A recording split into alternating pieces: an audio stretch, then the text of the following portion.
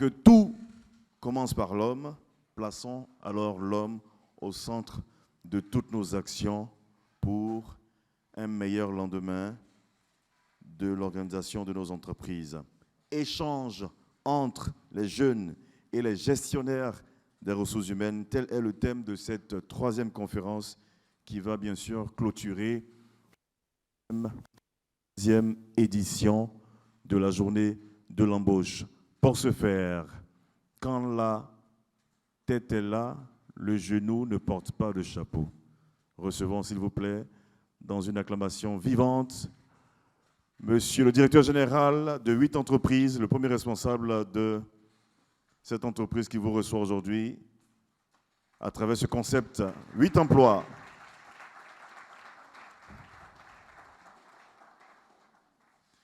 Monsieur le directeur, à vous l'antenne. Très bien, merci. Alors, ce soir, on n'aura pas forcément les RH face aux jeunes, mais on aura une session intéressante. On peut monter un peu le niveau du micro, s'il vous plaît, sur quelque chose de fondamental et d'important dans la carrière, ou bien on va dire dans la recherche d'emploi. Alors, qui ici est en quête d'un emploi qui est au chômage, on va dire? Parce qu'on peut travailler puis vouloir avoir un nouvel emploi, un nouveau job. Donc, qui est en quête d'un emploi, globalement? Qui travaille déjà? Qui est étudiant et puis veut maintenant se lancer sur le marché de l'emploi? On a 3 cibles ici, n'est-ce pas? Donc, ceux qui travaillent déjà, qui veulent un meilleur emploi, ceux qui sont au chômage, qui veulent avoir un emploi, et puis ceux qui sont étudiants et qui veulent réussir à décrocher le premier job ou le premier stage.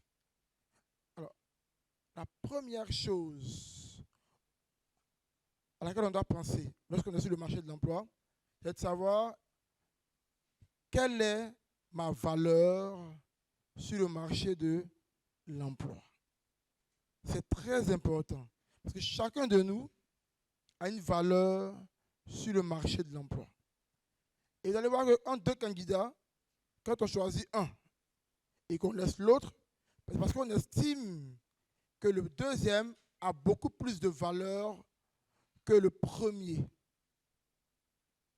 Nous sommes tous des produits sur le marché de l'emploi et chaque produit a sa valeur. Et plus ta valeur augmente, plus ton produit monte en grade et plus également ta valeur augmente, plus tu es recherché par les entreprises. Donc, comment accroître sa valeur sur le marché de l'emploi? C'est de ça qu'on va parler maintenant. Et j'ai vu qu'il y a 3 cibles. La première chose qui va aider à accroître sa valeur, déjà, c'est quoi la valeur? Qu'est-ce que fait ta valeur? Ta valeur est définie par rapport aux besoins du marché sur lequel tu es. Je m'explique.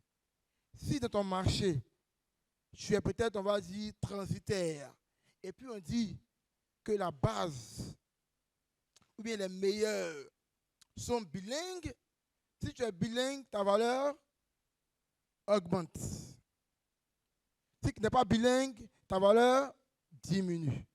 Ça veut dire que pour savoir la valeur qu'on a, il faut savoir qu'est-ce qui représente une valeur pour le marché sur lequel j'évolue. Est-ce que ça veut comprendre? Qu'est-ce qui représente une valeur pour le marché sur lequel j'évolue? Si je suis commercial, un excellent commercial, il a quoi? Contact facile, il est dynamique, il sait fidéliser, il sait faire de la prospection digitale. Parce qu'aujourd'hui, on passe au digital. Donc, vous allez voir qu'il y a plusieurs éléments comme ça qui font qu'on juge un commercial puissant.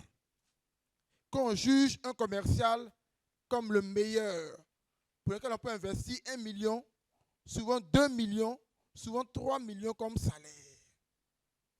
Quand on paye ton ami 3 millions, et toi on te paye 200 000, parce que votre valeur est différente.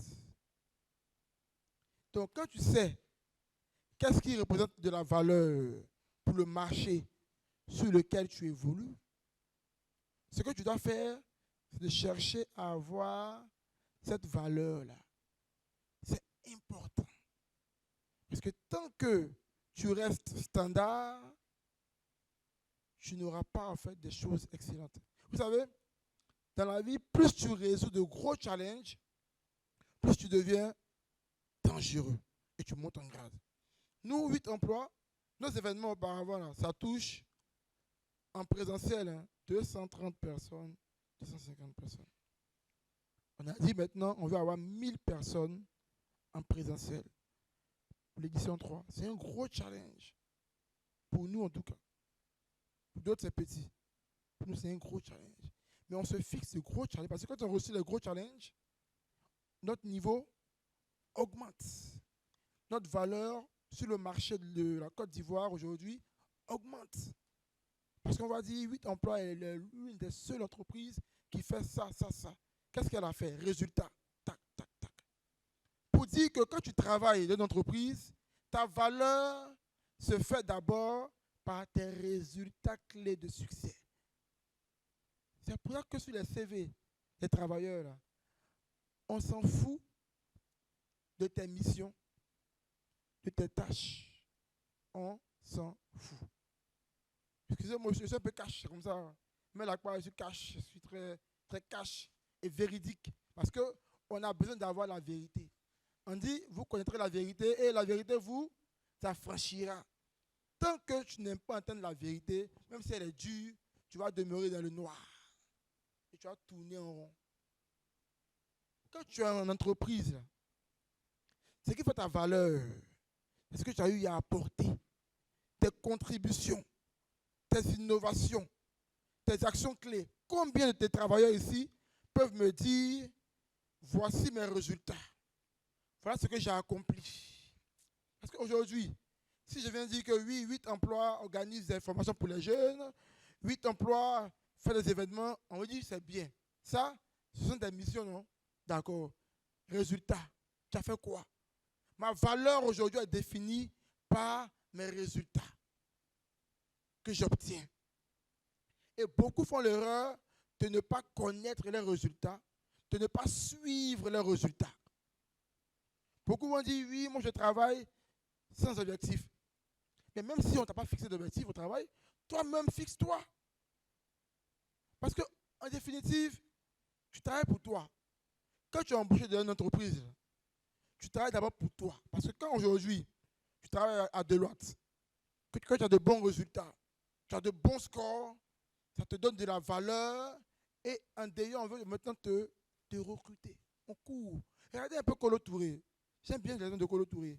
Quand il joue à la SEC Mimosa, il y a combien? Est-ce qu'il a dit qu'il travaille petit ballon? Non. Il a joué, non? Un an après qu'il a appelé Arsenal, imaginez combien on le payait ici. Combien il est payé à Arsenal quand il est parti? Sa valeur a augmenté. Parce qu'il a eu des résultats clés.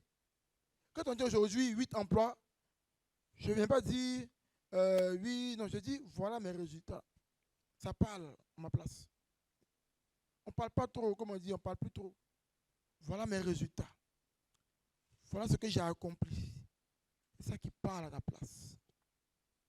C'est pour ça qu'une entreprise, quand tu n'as pas compris que tu dois avoir un niveau de sacrifice qui est élevé, tu n'as pas des bons résultats. Quand on dit rester au bureau, on dit un projet, hein, c'est rester au bureau qui a 1 heure de bâtir, il reste. Toi, tu dis foutaise, pour combien? Et tu payes à combien pour rester au bureau? Tu fermes, à 18h, tu rentres. C'est bien. Tu as le droit de le faire. Mais est-ce que ça contribue à t'envoyer de gros résultats que tu vas revendre après, ailleurs? Parce que si aujourd'hui, tu donnes une boîte, c'est un canal d'expression qu'il te faut. Aujourd'hui, il faut seulement à chacun de vous un canal d'expression pour réussir à faire ses preuves. Regardez bien. J'ai un gars qui est venu au bureau en 2018. Il me dit, je n'ai jamais eu de stage depuis 2005. Ça faisait 13 ans. Comprenez? En 13 ans. Même un stage, il n'a pas eu. Et puis le gars, qu'est-ce qu'il fait? Il fait venir des tomates, des légumes au marché, là, Roxy, là. Puis à 4 heures, il va, il charge, et puis il livre. Je lui dis ça s'appelle de l'importation des produits vivriers vers les marchés locaux. Sur le CV que tu mets, est-ce que c'est faux? Est-ce que c'est faux? Comment tu valorises ton expérience? Ça, quand tu mets, on se dit, ah, c'est un patron, sûrement qu'il a beaucoup de camions qui viennent, alors qu'il charge matin à 4 heures. Et le gars me dit, je postule à une microfinance. Qu'est-ce qui va lui donner de la valeur pour la microfinance? Une microfinance fait quoi? Il donne des crédits à des petits commerçants. Lui, il a un réseau de petits commerçants, d'au moins 50 petits commerçants, tant à Abidjan qu'à l'intérieur du pays. Donc sa valeur ici, c'est quoi? Son portefeuille client. 1. 2.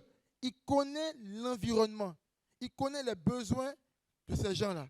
Il sait comment les capter, comment transformer des leads en portefeuille concret. Ça augmente sa valeur. Et il était surpris de savoir ça. Qu'est-ce qui aujourd'hui toi, te valorise? Quand on te pèse sur le marché de l'emploi, là, tu vaux quoi dans ton domaine? Tu es financier, tu es comptable?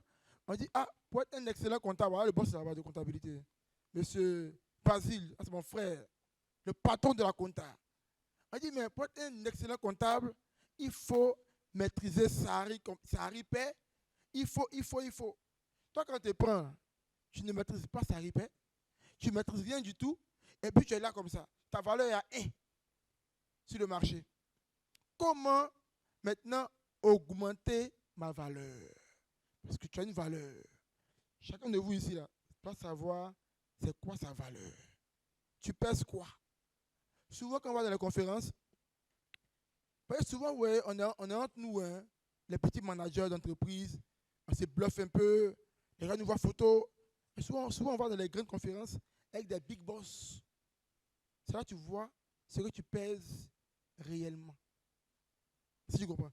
Moi qui vais dans une conférence, quand je suis ici dans mon ghetto, le boss met la croix. Très bien. Quand je sors d'une conférence, et puis on me met un petit poteau, il me pose des questions. Parce que souvent, en fait, on est dans un environnement où on est le maître. Mais est-ce que tu es réellement un maître? Parce que tu peux être le boss des nuls aussi. Hein? Tu peux être dans une boîte où le niveau est très bas. Et toi, tu domines là-bas. Je dis, ouais, tu es le boss. Mais quand tu sors, tu es nul. C'est pour ça que je dis toujours aux gens que quand tu es sur le marché de l'emploi, teste ta valeur réellement. Qu'est-ce que je vaux? Je disais à Live Radio il n'y a pas longtemps, le mardi, je ne sais pas quand, lundi, là, que tu dois avoir un profil qui est bon en Côte d'Ivoire, qui est bon en France, qui est bon en Amérique. Chez moi, j'ai des gens qui viennent de France. Pas chez moi. Mais on connaît le niveau. Mais toi, tu es bon seulement en Côte d'Ivoire. Mais tu es bon seulement quand tu as le stagiaire.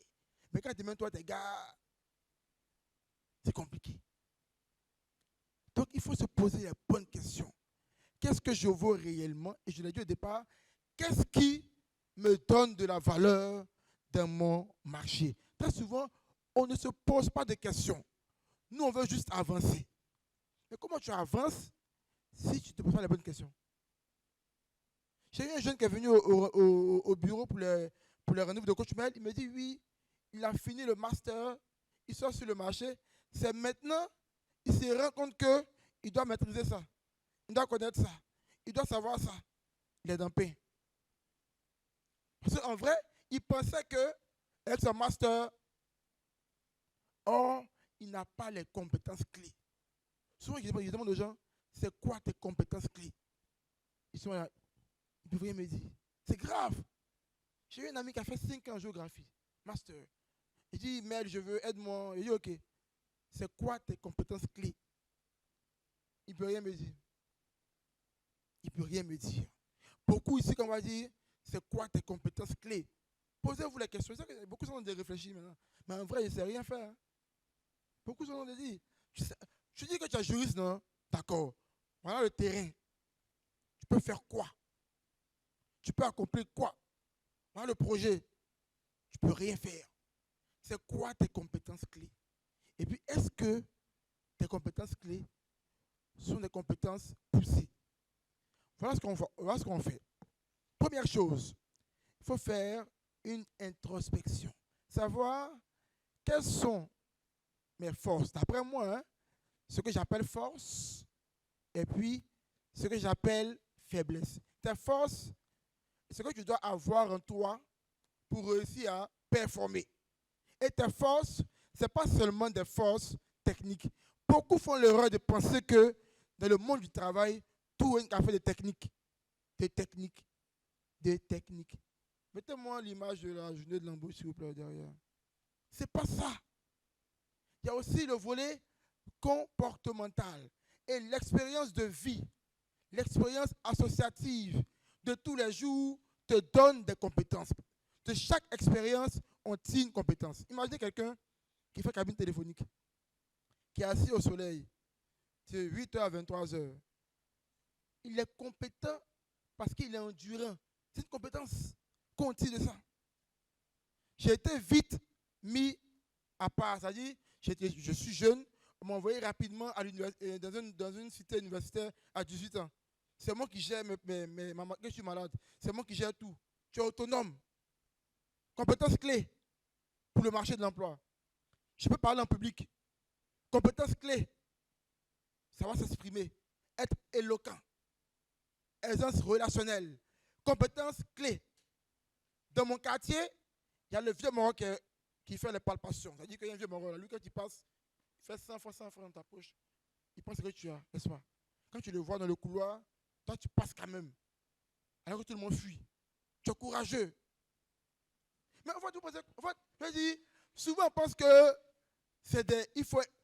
tout n'est pas une affaire d'entreprise. Changez ça. Changez ça.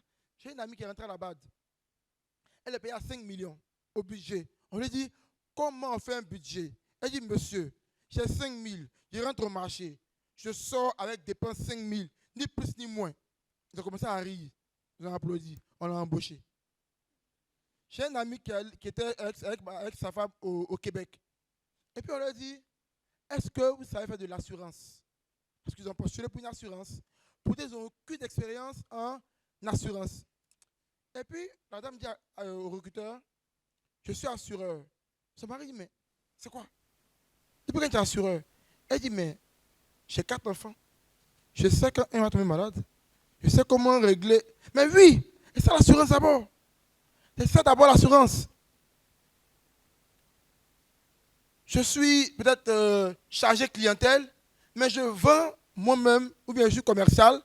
Je n'ai aucune expérience en entreprise, mais je vends des cravates. C'est une expérience qu'on valorise. Comment on valorise? Tu vends des cravates, ok. Tu es passé de 0 client à 100 clients en combien de temps? En 2 mois. Ok. Tu as commencé à combien? Chiffre d'affaires 10 000. Tu es passé à 1 million. Ok. Tes clients te recommandent. Ok. Voilà des résultats clés que tu mets dans le CV. C'est aussi une expérience professionnelle. Pourquoi on honte de mettre ça dans le CV? Parce que c'est mal exploité. Et on ne sait pas dire. C'est que tu vends des cravates là. Tu vends au chat, mais tu vends à l'homme. Tu vends à l'homme, non? Lui qui est à 8 emplois, qui vend les CV là. Tu as chez moi, non? Donc lui, il est en entreprise, non? Il vend à qui? Aux chats ou bien aux hommes? Aux hommes, non? Vous deux, vous vendez aux hommes. Donc chacun de vous applique des stratégies pour réussir, pour progresser. C'est une compétence clé qu'on valorise dans le CV. Mais comme on ne suit pas nos résultats, quand tu fais un projet, ce qui parle, ce sont tes résultats. Que ce soit un projet personnel, soit un projet dans la vie associative, un projet peut-être universitaire, tout autre type d'expérience à l'intérieur de l'entreprise te qualifie pour un poste précis. À un niveau donné, bien sûr, et dans certains domaines. C'est ça. le vrai point. Pour penser que tout se prend en entreprise. Tu peux être dans une ONG, par exemple, et puis vous aidez les planteurs à améliorer leur production. Et tu es dans l'agronomie. Mais ça, là, tu peux revendre ça comme expérience, comme qualité pour un poste en entreprise. Tu as un projet personnel. Tu as lancé un projet. Il faut créer sa propre expérience. Tu peux créer ton expérience. Si tu fais droit, par exemple, et que tu dis, bon, moi, je vais commencer à faire du conseil juridique. Tes amis ont des entreprises, non? Des petites entreprises, tu les conseilles déjà. C'est des clients. Souvent, tu vas voir qu'il y a une boîte qui s'appelle peut-être, je ne sais pas, BIG Consulting. C'est joli, non? Ça fait chic, non? Moi, souvent, le gars, dans la maison, derrière un ordinateur, et puis, il est là comme ça. Mais il s'appelle BIG Consulting. Donc, je dis que oui, j'ai accompagné, j'ai conseillé. BIG Consulting, c'est des résultats que tu revends. Et on m'a dit, ah, c'est très bien, on peut t'embaucher. Ce matin, j'ai parlé à celui qui en a, on va rajouter. Celui qui n'a pas, on va retrancher. Donc, tu es venu ici, tu n'as pas de travail, crée ton expérience que tu vas revendre après. Ceux qui sont encore à l'université, ce qui va faire la différence pour donner plus de valeur, c'est de pouvoir acquérir des compétences à travers soit des formations, parce qu'on peut acquérir de la valeur à travers une formation. Quand on prend un CV d'un junior ou d'un senior, quand on voit la partie formation, ce n'est pas le diplôme qui intéresse vraiment. Quand c'est une grande école, ok. Mais quand on voit les certificats, surtout pour les jeunes, on voit que tu as fait des certifications, on se dit waouh, elle se forme, elle se met à jour. Et on aime ça. Ça donne de la valeur. Après, il faut avoir le contenu, il faut avoir le certificat, et puis aussi le contenu. On ne peut pas dire oui, j'ai fait un certificat. Souvent, on se trompe. Hein. On se dit il me faut un certificat. Sans connaître le contenu, sans pouvoir rendre la chose. Beaucoup vont dire oui, j'ai fait un certificat en marketing management. Maintenant, on te demande comment on peut faire une stratégie de marketing qui est bloquée. Pourtant, tu as un certificat. Pourtant, tu as un master. Tu as un master D. Ah, c'est une grosse erreur d'ailleurs. On ne dit pas master 2. On dit master, première année, et puis master. Tu comprends? Donc, beaucoup vont se dire, j'ai un master, oui. Mais il y a quoi dedans? J'ai une licence, oui. Il y a quoi dedans? J'ai un certificat. Mais il faut prouver. Il faut prouver. Donc ta valeur aujourd'hui va s'augmenter sur ton marché quand tu sauras qu'est-ce que ton environnement là, appelle valeur. Finalement, il y a des peuples où avoir des griffes ici, là, les balafres là, ça donne de la valeur. Toi, tu viens sans balafre là, on te dit, tu ne vaux rien. Or, pour toi ici à Abidjan, balafre, c'est grave. Donc, chaque environnement valorise. C'est pour ça que je parle souvent de s'adapter. Avoir la capacité de pouvoir s'adapter à tout environnement. Parce que tant que ton profil ne correspondra pas aux attentes, tu cours dans le sac. Tu ne vas pas aller quelque part. Tu es secrétaire, aujourd'hui on allait du digital. Est-ce que tu sais utiliser des outils comme Alert Pro, comme Google Calendar, comme Google Forms, tout ça? Non. J'ai pris une fille qui a le master marketing dans une grande université de la place en 2019. Je lui demande c'est quoi le digital marketing. Et il s'est fait une étude de marché. Ah, quelqu'un comme ça. On peut t'embaucher. Quand tu viens faire l'interview, on te demande, mais parlez-moi de vous. Beaucoup vont venir réciter leur CV. Mais ton CV, on a déjà vu. Hein? On a déjà vu ton CV. Ce qu'on veut savoir, ce sont tes compétences clés par rapport aux besoins du poste. Parce que chaque poste a un besoin précis. Quand tu prends un commercial à 8 emplois, c'est différent d'un commercial à sage conseil. Parce qu'on est tous commerciaux. Donc, il y a la base du commercial. Avoir l'aisance relationnelle, de ne pas avoir honte.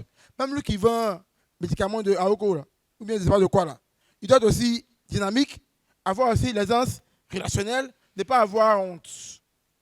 Maintenant, lui qui travaille chez moi, il y a d'autres critères caractéristiques que je recherche.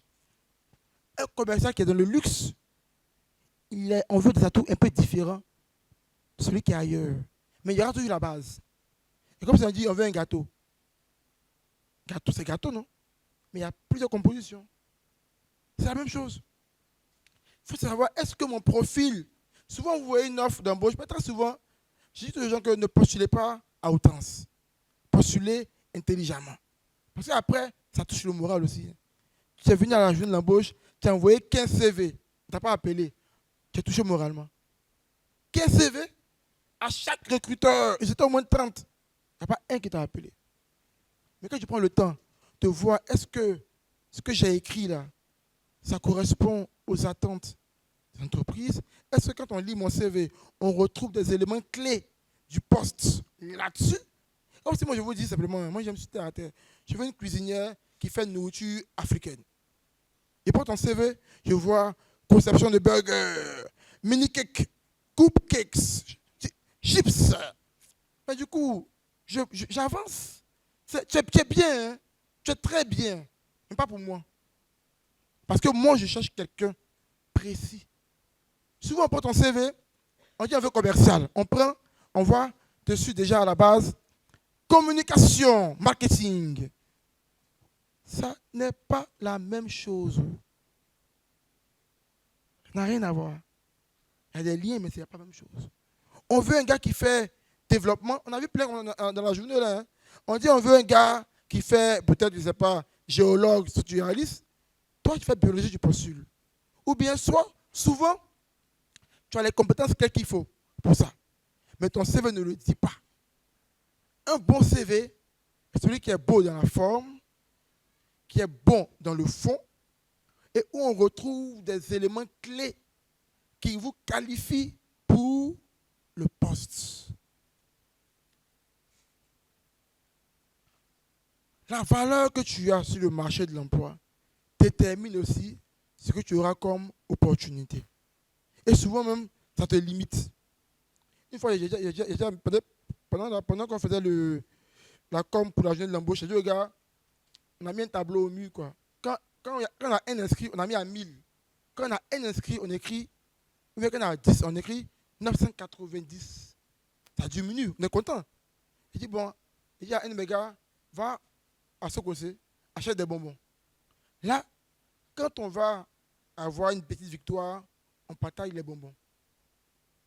Il est allé, il a acheté des bonbons Niamankou pour venir. À Sokosé. Bonbons Niamankou. C'est-à-dire que lui, sa vision de ce qui est bon là, c'est bonbons Niamankou. Donc lui, quand on dit que quelque chose est bon là, et puis à Sokosé, hein, à Sokosé, il dit, voilà le budget, prends ce que tu veux, viens, je paye. Et puis il dit, c'est très bon, bonbons Niamankou, c'est le top. Voilà son top ici. Donc, tant que ta vision même du domaine est très basse, tu seras toujours dans les bassesses. Je veux dire, allez à l'information. Aujourd'hui, une fois, j'ai eu une de mes coachées qui est dans le domaine des caisses. Elle dit, il n'y a pas d'offre. J'ai dit, mais est-ce que tu es au courant que Auchan arrive en Côte d'Ivoire, ils vont ouvrir 240 magasins. Elle n'est pas au courant. Imaginez dans chaque magasin, puis eux, ils font 24 sur 24. Imaginez, ils ont combien de caissiers par magasin? Multiplié par 240. Il y a combien de caissiers qui vont recruter? Et puis, elle n'est pas informée de ça. Souvent, on dit qu'il y a une avancée dans ton domaine d'activité. On utilise une nouvelle application. Ou bien il y a de nouvelles stratégies.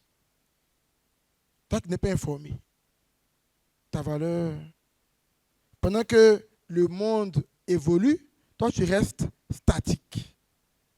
Imaginez pendant la crise Covid, où les moments secrétaires, qui étaient toujours à l'air papier, qui n'étaient pas numériques, ont eu de gros soucis. D'autres ont perdu leur emploi. Parce que le monde a changé, on est devenu numérique, digital. Elles sont restées papier. Ça ne matche pas. Et leur valeur a chuté sur le marché de l'emploi. Leur valeur a chuté sur le marché de l'emploi. Donc, qu'est-ce qui, toi, te donne de la valeur aujourd'hui sur le marché de l'emploi? Qu'est-ce qui te donne de la valeur dans ton marché? Est-ce que tu sais? Pour savoir, c'est simple. Il y a 2, 3, 4 choses. Première chose, pour savoir, va sur des sites comme, je peux dire, comme on est partenaire avec Educarrière, je vais dire Educarrière, tout ça. Prends au moins 10 offres d'embauche qui datent de moins de 3 mois. Et puis regarde, quels sont les critères qui sont communs? Quels sont les critères qui reviennent toujours? Tu vas voir que ces critères-là, apparemment, c'est ce que le marché recherche. Il faut que j'ai ces critères-là en moi. Prends des offres aussi sur le marché européen. On dit qu'il pleut à Paris, à Abidjan, au calme. Ça veut dire que ce qui est là-bas comme compétence, là, il n'est pas qu'à arriver ici. Là. Il faut anticiper. Il faut anticiper. Une fois, il y avait les rendez-vous de Coach Mel, et puis je parlais de la fonction commerciale. Puis j'avais un gars qui était à côté de moi, là. Il dit, moi, ça fait 5 ans que je suis commercial. Mais je découvre aujourd'hui que je ne suis pas commercial. Mais c'est ce qu'il a expliqué là. Il ne connaît rien dedans. Parce qu'il travaille chez les Libanais. Là-bas, là, c'est, tu as mon argent? D'accord. Passe demain. Donc là-bas, là, il n'y a pas CRM, il n'y a pas digital, il n'y a pas fidélisation, il n'y a pas crédit, il n'y a pas ça là-bas. Donc lui, il est dans un mouvement. Chaque fin de mois, il a son argent, il est tranquille, il dit qu'il est commercial. Mais en vrai, sa valeur est basse. Quand il sort de là, il va chômer pendant 2-3 ans. Parce que, à part notre Libanais, personne ne va chercher à le prendre. Pour terminer, parce que je ne vais pas tout dire, je vais prendre des questions. Pour accroître sur le marché de l'emploi, il faut aller à l'information. D'abord, pour savoir qu'est-ce qui me donne de la valeur. J'ai dit d'abord que tu peux aller voir sur plusieurs sites, prendre des offres, non? Après, une offre d'embauche ne dit pas tout. Il faut se créer un réseau, rencontrer des gens qui sont dans le domaine. Des bons gens, hein? Puis il y a les gens aussi qui sont donc des gens experts. Ils vont te dire, mais moi, voilà qu'est-ce qu'il faut faire aujourd'hui. Voilà comment nous on travaille. Souvent, tu prends une offre d'embauche, et puis quand tu regardes dans le fond, il n'y a rien. Hein? Mais quand tu parles avec le gars, il te dit, mais voilà nos projets actuels. Hein? Voilà ce qui se passe en vrai. Là, tu as les vrais retours de ce qu'il te faut pour performer. Donc, parler des gens, rencontrer des gens excellents, des gens pointus, ça n'a pas de valeur. Il y avait plein ici comme ça. Il y a beaucoup de gens pointus. Est-ce que vous avez profité? J'espère. Donc, il faut aller là-bas, voir des gens, rencontrer, avoir des feedbacks, avoir des retours. OK? En dehors même de prendre des offres d'embauche pour savoir qu'est-ce que je dois avoir comme qualité, en dehors de rencontrer des gens, faites des recherches vous-même sur YouTube, Google, pour voir comment les choses avancent. Et plus tu bosses sur des projets, plus tu es engagé sur des projets, plus tu vois des failles. Et plus tu résous les failles, plus tu deviens expert. L'expert, là, moi, je n'ai pas de diplôme RH. Je n'ai jamais fait école RH. Je suis de l'ISTC Polytechnique. Voilà mon gars là, Maxime. Oui, on travaille un réseau. Il y a mon budget, il mange dedans. Maxime, tu manges à mon budget. Voilà. Lui aussi, c'est mon gars de l'école aussi. Promotionnaire, il mange dans mon budget. Réseautage. OK? Donc, il faut vous-même faire des recherches. Voilà, mais apparemment, là-bas, il y a de nouvelles stratégies qui évoluent, de nouvelles applications, de nouveaux outils, pour voir comment vous devez aussi grandir. Et quand tu es sur un projet, comme je l'ai dit, tu et dans l'engagement. Donc, plus tu vois des failles, c'est comme une application. Hein. Ceux qui sont aussi développeurs d'applications autres, tu travailles sur un projet, plus tu vois des failles, plus tu deviens expert. Moi, quand j'étais dans mon école en 2e année, je bossais pour les gens qui voulaient faire les mémoires. Là. Je faisais les études de marché, tout ça. Et puis, comme j'en faisais beaucoup, on me payait. Hein. J'ai bouffé au moins 500 000 en licence 2, dans mon école seulement en fait. 8 entreprises à s'acquitter de mon école. Eux là, ils savent. OK? Et j'ai eu une expertise. Une fois, un gars m'a appelé. J'étais en licence 3e année. Je viens de finir. Le gars, il m'appelle pour dire, ah, on a un problème sur l'application. Je suis allé là-bas. Qui m'a appelé, j'avais déjà compris le problème. Mais en arrivant là-bas, il a fait exprès de tourner un peu, quoi, pour montrer que c'est un peu dur. Quoi. 5 minutes, il est traité. Et puis, une autre chose. Quand tu as une expertise et que tu ne connais pas la valeur de l'expertise, c'est un problème. Vous savez combien il a pris pour ça là? C'est le truc qu'il a fait là, rapidement pour eux là. De un, si je ne le faisais pas, ça allait leur coûter au moins 2-3 millions de projets. Ça allait leur coûter de perdre un client. Plein de choses. J'ai fait à 5 000. J'étais encore en licence. Sans mentor, sans conseiller. Moi, je me suis dit, 5 000, il y a pu voir, il a parlé à Pingerville. Donc, 1 000 francs façon. Au retour, Coca-Cola, locaux, demain, quand il y a un petit gaba, transport, ça passe. Aujourd'hui, là, un même problème comme ça. Je te prends minimum 2 millions. Je te prends minimum 2 millions. Ça revient encore à parler de la question du salaire, mais là, on passe. On n'est pas là pour ça aujourd'hui. Donc, ta valeur va s'augmenter quand tu sauras tout ça. Quand tu sauras comment, où aller chercher l'équipement pour pouvoir augmenter ta valeur. Il faut aller prendre l'équipement. L'équipement, je l'ai dit, on l'apprend dans la formation, on l'apprend dans la vie de tous les jours, parce qu'il y a les compétences comportementales. Aujourd'hui, quand tu prends un comptable, on est beaucoup plus sur les qualités humaines. Il faut être honnête, il faut être organisé, il faut être détaillé, on prend les qualités humaines. Et beaucoup plus de gens recrutent sur les qualités humaines que les qualités techniques aujourd'hui. Parce qu'on peut t'apprendre la technique, mais le comportement ne peut pas changer facilement. Donc, tu dois aussi accroître ta valeur sur le plan du comportement. Il y a beaucoup de choses à dire, mais pour ne pas être trop long, je vais prendre des questions, puisque j'ai dit, et puis on va ensemble développer. J'ai encore du temps, il me reste combien de temps? 1 heure, 30 minutes, 45 minutes? 30 minutes? Waouh! J'ai fait 1h30.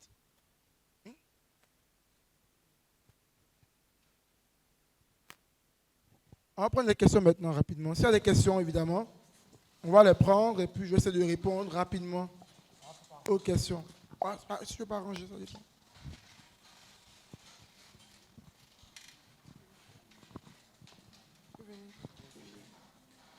Il y a une main là-bas, monsieur Affion. Il y a une main.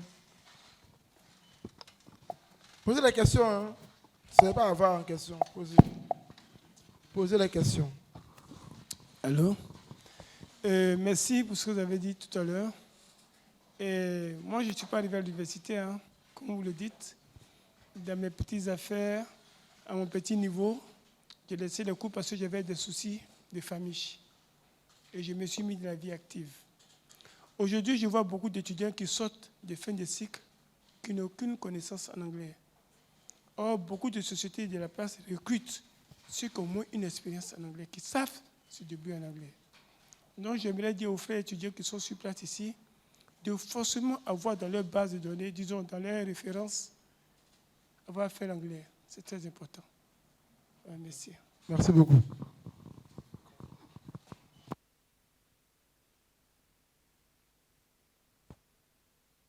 Une main devant.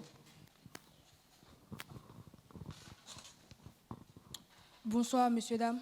Merci, monsieur, pour cette opportunité que vous nous donnez. J'aimerais concrètement demander, au regard des 2 éditions précédentes de 8 emplois, combien de stagiaires vous avez accompagnés concrètement, ou bien combien de jeunes comme nous qui sortent des universités, des grandes écoles, vous avez accompagnés et qui ont pu décrocher un emploi concrètement pour, disons, les premiers jobs sur le marché de l'emploi. Concrètement, c'est quoi? Très bien. Très bien. Alors, 8 emplois, on n'est pas seulement limité à la journée de l'embauche, 8 emplois. Parce qu'on a journée de l'embauche, on a journée conseil CV, on a guide de l'emploi, on a les coachings privés, on a beaucoup de programmes en fait. Et je vais prendre un seul programme. Quand on prend le guide de l'emploi, c'est plus d'aujourd'hui 500 jeunes qu'on a accompagnés en Côte d'Ivoire, qu'on peut avoir un emploi ou avoir une nouvelle carrière, un nouveau décollage. Parce qu'après, quand on reçoit les gens pour des formations, on a tout le monde. On a comme aujourd'hui, des étudiants, on a des travailleurs qui veulent avoir mieux ou des gens en quête d'emploi. Donc, on ne peut pas mesurer franchement uniquement la partie étudiant, travailleur et tout. Mais quand on prend même dans l'ensemble aujourd'hui en Côte d'Ivoire, on a accompagné au moins 10 000 personnes. Souvent, je passe dans la rue, puis on me dit, ah, coach, j'ai suivi telle émission sur telle radio, voilà. Mais quand on va prendre les chiffres que nous, on a, ceux qu'on a suivis, pour savoir quel était le retour après expérience, on tourne autour de 4 000 à 5 jeunes qu'on a pu accompagner avec des résultats probants. Et très souvent, il y a un problème. Beaucoup de ceux qu'on a accompagnés refusent de revenir faire des témoignages. J'ai vu un qui me dit, oui, j'ai participé au guide de l'emploi 13, j'ai eu un job, c'était 2019, j'ai eu plusieurs contrats, là, je vais définir un contrat. C'est pour ça que j'apprends ça. Depuis 2019. Donc, on ne peut pas tout suivre, mais en vrai, il y a un réel impact. Aujourd'hui, quand je passe sur, peut-être, on va dire, fréquence 2, où je fais environ 6 à 8 émissions par année, c'est une audience d'au moins 2000 à 3000 personnes par émission, que je ne connais même pas. Une fois, j'ai eu un pote qui m'a dit, ah, merci pour les conseils, il y a eu un emploi. Il dit, mais moi, je ne t'ai jamais parlé, en fait. Je ne t'ai jamais parlé. Il m'a dit, si, tu as fait un post sur LinkedIn, j'ai posé une question, tu as répondu. Wow. Donc, du coup, on peut évaluer l'impact réel sans mettre de marge d'erreur à l'intérieur. Parce qu'il y a une grosse marge d'erreur. Mais je peux te rassurer qu'à travers le guide de l'emploi, à travers la journée conseil CV, la journée de l'embauche, les coachings, il y en a qui sont là. Hein. Je vois DB, il y a un autre derrière que je vois aussi. 2 ou 3 que je vois là comme ça, qui ont pu, grâce à notre programme, aujourd'hui, bouger, performer et puis avoir de nouvelles orientations. Donc voilà un peu ce qu'on fait avec Utemploi. Le micro. Donc, si je veux comprendre, c'est une suite logique. Il ne faut pas seulement se limiter à la journée de l'embauche pour dire qu'on va peut-être, on peut, mais dire qu'on va tout de suite avoir. Donc, il faut suivre tout ça chez vous, des formations, c'est ça? Tout à l'heure, je disais que un produit qui est mauvais, si on fait beaucoup de publicité autour, on n'aura pas de clients. N'est-ce pas? Tu as un produit qui est bizarre, tu mets à la télé, tu mets à la radio, tu auras 0 client. Alors qu'un bon produit, on va dire dans le domaine de l'emploi, c'est celui qui est formé, qui sait connaître les erreurs à ne pas faire, qui sait ce qu'il doit faire pour réussir à performer. C'est lui qui est le meilleur profil. Et lui, quand tu le mets ici, d'une telle journée, il cartonne. Et tant qu'on n'est pas bon, on aura beaucoup d'opportunités sans pouvoir les saisir. Il y a une dame qui était secrétaire, ok? Même pas ça, je vais prendre même mon propre exemple. J'ai une fille qui est venue au guide de l'emploi édition 4 ou 5. Elle dit qu'elle est secrétaire, BTS. On dit ok, on va t'embaucher. On a mis un ordinateur. On a dit, saisis sur Word. On fait comme ça. On dit bon, on met une clé USB. Ouvre la clé simplement sur l'ordinateur. Trouve un fichier. Elle ne peut pas. Voilà une opportunité qui a été ratée. Parce qu'elle n'était pas prête à saisir l'opportunité. Souvent, on est pressé d'avoir l'opportunité.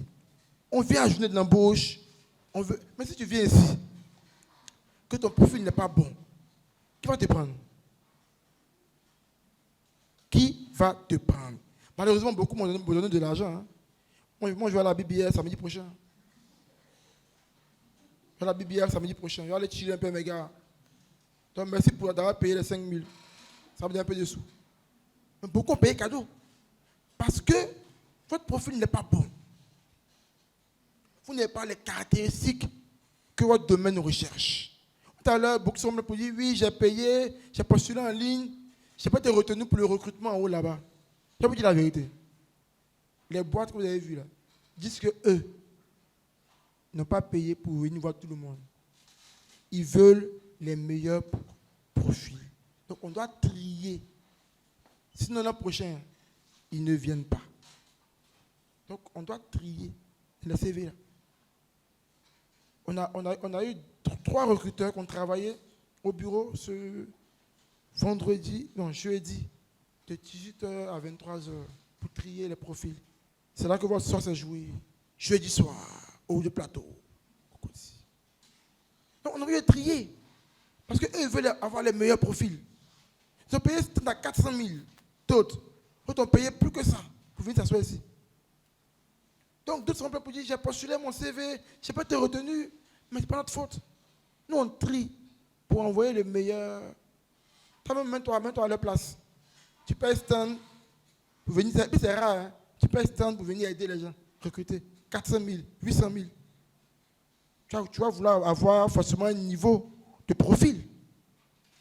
On trie. Donc, tant que ton profil n'est pas bon, tu vas sauter de journée de l'embauche, tu ne vas rien capter comme opportunité.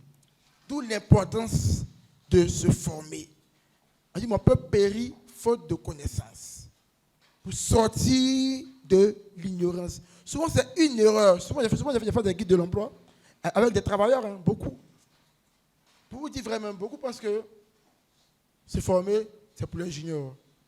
J'ai chez moi, à 8 emplois, des cadres de banque, des numéros 2 de banque qui viennent se former sur quoi? Entretien d'embauche, CV. Mes gars, on leur a demandé au bureau, de plateau. Ils disent oui, moi on m'a nommé il y a 30 ans. Il y a 30 ans, on m'a nommé.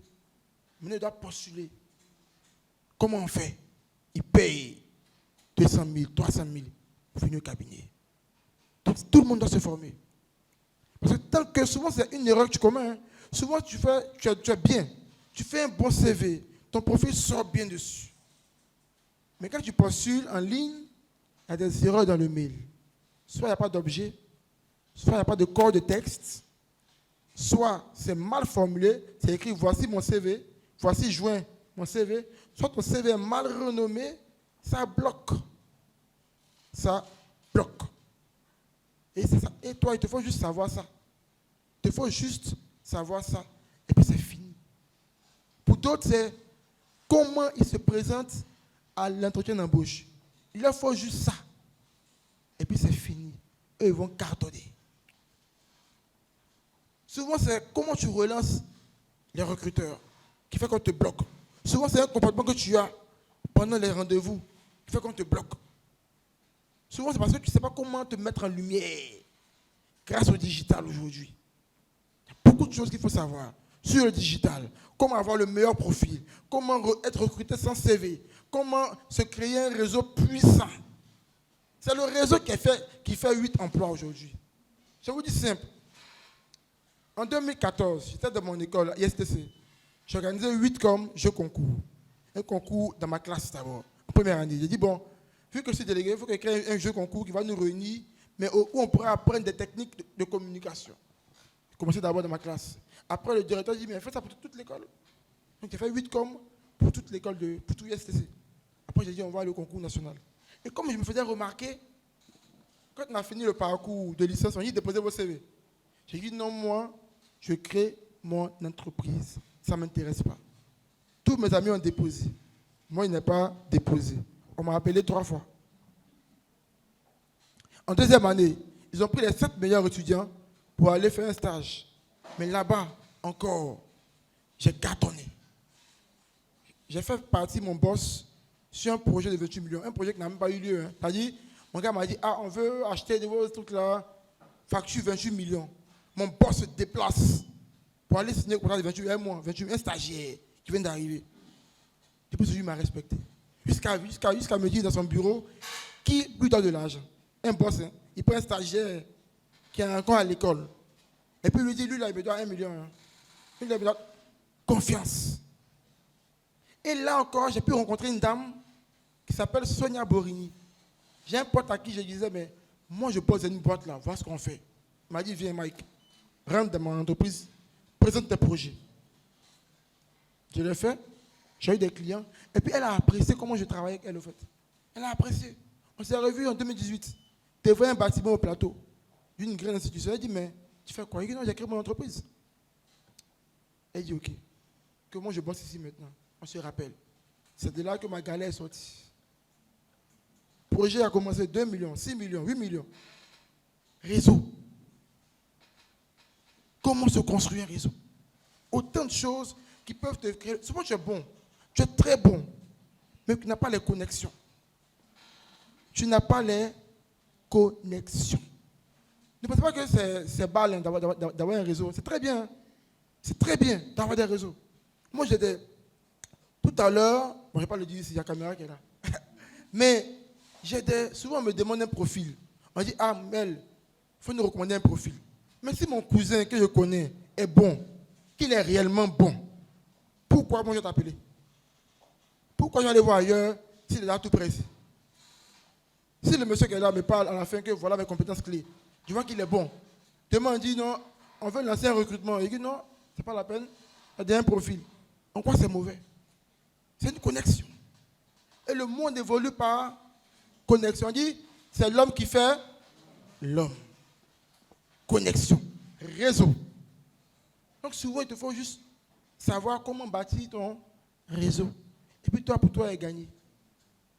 Donc c'est pour ça qu'il est important de se former. Et puis, j'ai très mal quand je vois les gens qui refusent d'investir dans leur formation. Dans tout projet, si tu ne veux pas investir, on dit, tu vas semer avec quoi? Avec détresse et puis récolter les champs d'allégresse. C'est ça. Tu ne dors pas. Le matin, je me suis réveillé en Suisse. Je suis rentré à 4h du matin du bureau. On devait faire des fichiers à 4h du matin. Et puis j'ai mis le réveil à 5h30. Et puis je me suis réveillé en Suisse. Prends mon téléphone, il est 6h30. Peut-être j'ai dit à mon équipe, rendez-vous ici à 6h00. Je me suis réveillé à 6h30. Mais je suis là. Depuis le matin, je ne me suis pas encore assis. Je ne me suis pas encore assis depuis le matin. Comprenez, c'est ça. C'est la clé. Formation.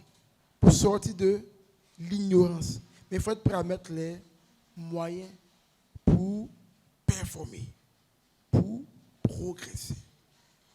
T'as des questions? Richard, tu peux nous rejoindre rapidement sur scène? T'as des questions? Non, on va prendre les questions finalement. On va le faire à deux. Hein. Alors, donc, c'est M. Richard Enda. Tout le monde l'a vu là-bas, non? De FG Holding. Donc, il est recruteur, HR manager, non? À FG Holding, qui est Atlantic Financial Group. OK? Ils ont plusieurs filiales d'assurance et banques dans la sous-région. On peut dire que vous allez lancer un truc de bientôt. On peut dire, non? Ils vont bientôt lancer une nouvelle banque en Côte d'Ivoire. Ils vont lancer une banque en Côte d'Ivoire. J'ai dit ça, je n'ai rien dit.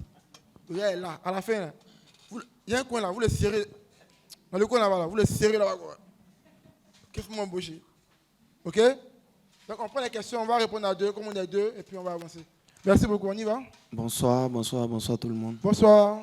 Alors, moi c'est M. Koné et j'ai une petite question, la reconversion professionnelle au fait. OK. Alors, par exemple, si tu as un diplôme en RH, d'accord, et tu as des années d'expérience en commercial, tu es commercial peut-être conseiller client et ainsi de suite, et que tu veux te reconvertir, exercer dans le diplôme que tu as eu, avoir de l'expérience professionnelle dans le diplôme qu'on a obtenu, peut-être depuis la grande école ou l'université, je ne sais pas comment faire. Comment est-ce qu'il faut postuler, d'accord? Peut-être en mettant juste, comme vous venez de parler, les années d'expérience, c'est important. Pour qu'on puisse t'appeler, il faut savoir faire au moins quelque chose.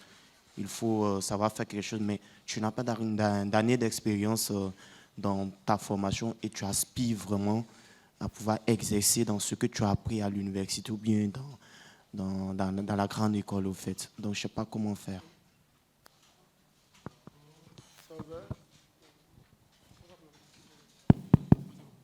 Bonsoir à tous. Alors, comme elle l'a dit tout à l'heure, je suis Richard Nda, responsable développement des ressources humaines chez AFG Holding. D'accord, donc comment aborder la reconversion professionnelle? Déjà, si j'essaie de me projeter un peu, vous travaillez dans quoi? Dans le call center? Dans le call center, oui, j'ai bien deviné. C'est un peu le problème en général que tous ceux qui sont en call center rencontrent. En général, ils sont rentrés dans un système qui a fini par les happer. Donc ici, ils sont depuis 2-3 ans. Peut-être même il y a une certaine carrière qui se dessine, mais ils n'arrivent pas à se détacher de ce système pour aller reprendre de zéro. Parce que la difficulté, quand on n'a pas d'expérience dans ce dans quoi on a étudié, il faut accepter de revenir à zéro. Ça, c'est le premier élément. Donc, il faut laisser le contrat CDD qu'on vous a laissé au préalable. Il faut revenir depuis la base. Comment est-ce qu'on aborde une reconversion professionnelle? Ça part déjà de son background check. Donc, il faut évaluer les compétences qu'on a, qui sont en adéquation avec le poste vers lequel on veut aller. Donc, si vous faites du conseiller client, c'est que vous êtes au contact. Il y a du relationnel, il y a de l'humain là-dedans. Donc, si vous revenez, par exemple, dans les ressources humaines, c'est de mettre ça en avant, le volet communication que vous avez. Après, il faut revenir dans le même background check sur les compétences techniques que vous avez vous-même. Parce que vous avez laissé ce que vous faisiez pendant 3 ans. Ce n'est pas sûr que ce que vous avez étudié, vous l'avez encore de façon, mais vraiment très fraîche dans l'esprit. Donc ça, il faut faire une certaine mise à niveau. Donc il faut revenir un peu à l'information.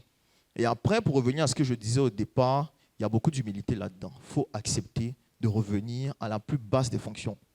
Parfois, d'aller même dans pas une grande entreprise, dans une petite PME, d'accepter d'être stagiaire RH, de commencer à toucher tout ce qui est dossier du personnel, d'apprendre tout ce qui est déclaration, d'apprendre à gérer une paye de bout en bout, d'apprendre à gérer les relations sociales, d'apprendre à gérer tout ce qui est plan de formation. Il faut revenir vraiment à la base, revenir à zéro. Et ça, il y a beaucoup d'humilité là-dedans. Je suis focus sur la relation commerciale vers RH parce que c'était ça la question. Mais voilà globalement comment est-ce qu'on doit amorcer sa reconversion professionnelle. Évaluer ces compétences qu'on a aujourd'hui qui sont en adéquation avec le poste vers lequel on veut aller. Essayer de combler le gap, donc ce qu'on n'a pas aujourd'hui et dont on sait qu'il est indispensable pour amorcer justement notre reconversion sur l'autre poste. Et puis après, avoir beaucoup d'humilité pour accepter parfois de repartir au bas de l'échelle et remonter. Voilà.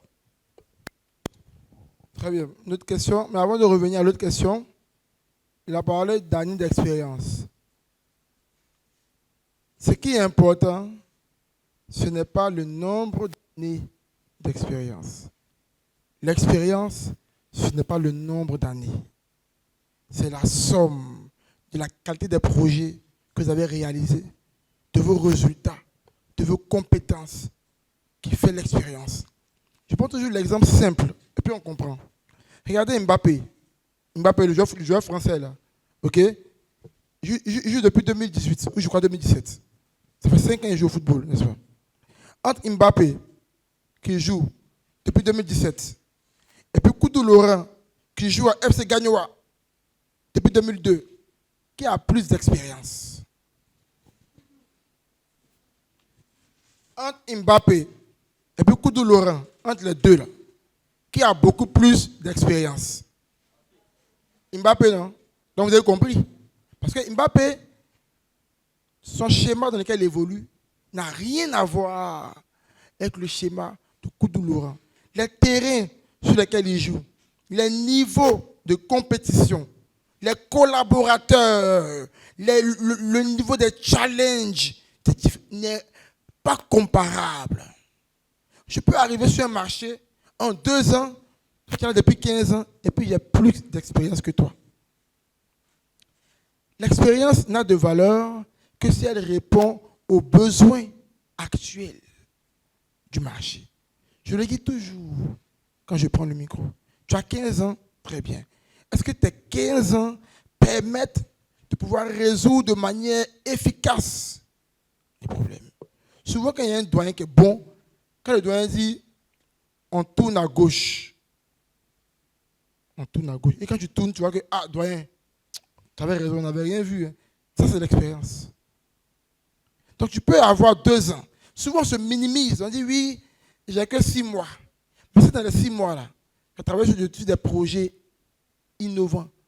Tu as résolu de gros challenges. Moi, chez moi, je vous ai dit, hein, ceux qui ont bossé sur la journée de l'embauche, ils ont tous moins de 23 à 24 ans. Ceux qui étaient au bureau, qui vous appelaient là, Monsieur Sako, Alidou, Madame Sabine Touré, Madame Paul, Madame Ophélie, sûrement les noms vous reviennent un peu. Ils n'ont pas 23 ans, la majorité. C'est moi seul qui ai 29 ans. Ah, beaucoup sont étonnés. Hein? C'est moi seul qui ai 29 ans. Mais regardez le boulot qu'ils ont fait. Regardez un peu le boulot. Donc, ce n'est pas le nombre qui est important. C'est la qualité de l'expérience qui est importante. Il faut que ça rentre ici. Souvent, on dit, moi, je veux 2 millions par mois parce que j'ai 15 ans d'expérience. Au pire, on n'a qu'à faire quoi? Au pire, on n'a qu'à faire quoi avec ça? Tes 20 ans, ça rapporte quoi? Tu crées quoi avec tes 20 ans d'expérience? Le petit qui vient de l'école, là, lui, il crée des choses qui font avancer, qui font bouger, qui font rapporter les sous à l'entreprise. C'est de ça qu'il s'agit. En fin de journée, quand on fait le bilan, c'est qu'est-ce que tu as apporté. Ce n'est pas qui tu es. Autre question. Une main devant. Il y a 2 mains devant, s'il vous plaît. Le timing, on doit finir à 17h30 maximum. Donc, le timing. Alors, bonsoir chez tous. Alors, on peut donner des acclamations à mon frère Mike. Est-ce que tu peux acclamer le frère Mike déjà à la hauteur de ce que tu as reçu pour cette journée? Vous voyez, c'est quelqu'un qui fait un travail formidable. Tout à l'heure, il a parlé d'aller à l'information. Déjà, il organise la journée de l'emploi. Vous peinez déjà à vous inscrire. Pourtant, toute la journée, je suis sûr que vous avez croisé des personnes pointues dans leurs différents domaines qui vous ont orienté, qui vous ont donné des informations en fonction de votre domaine d'activité. Cela n'a pas de prix. 3 000 ou bien 5 000 frais de participation, cela n'a pas de prix. Attention même, quand il paye 5 000, il a droit à une formation. Effectivement. En ligne, vidéo. Vous voyez? Valable 1 an. Et il a parlé de la formation. Et c'est ce qu'on constate aujourd'hui. Les jeunes ne veulent plus se faire former. Alors, j'ai un master, je suis ingénieur. Mais en réalité, il est ingénieur sur papier. Puisque la compétence ne répond pas aux besoins du marché. Et ce qu'il est en train de dire, c'est la vérité en fait. Nous sommes sur le terrain, on voit beaucoup de choses. Quelqu'un qui t'envoie un CV, le CV n'a même pas de titre. Quelqu'un qui t'envoie, c'est-à-dire, il te contacte juste Messenger, je veux avoir un boulot dans ton cabinet, paf, il te balance un CV.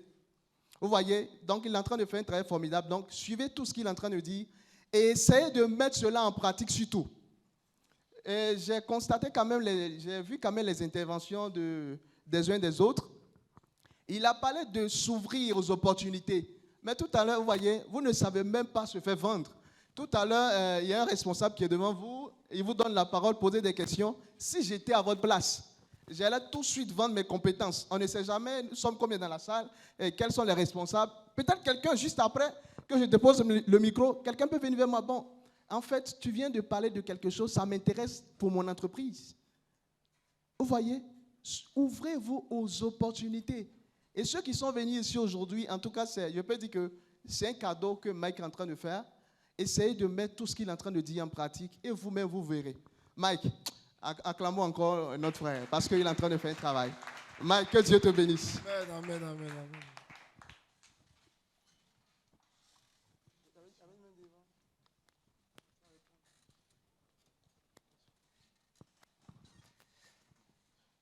Service Ngarkado, j'apprécie l'exposé que vous avez fait.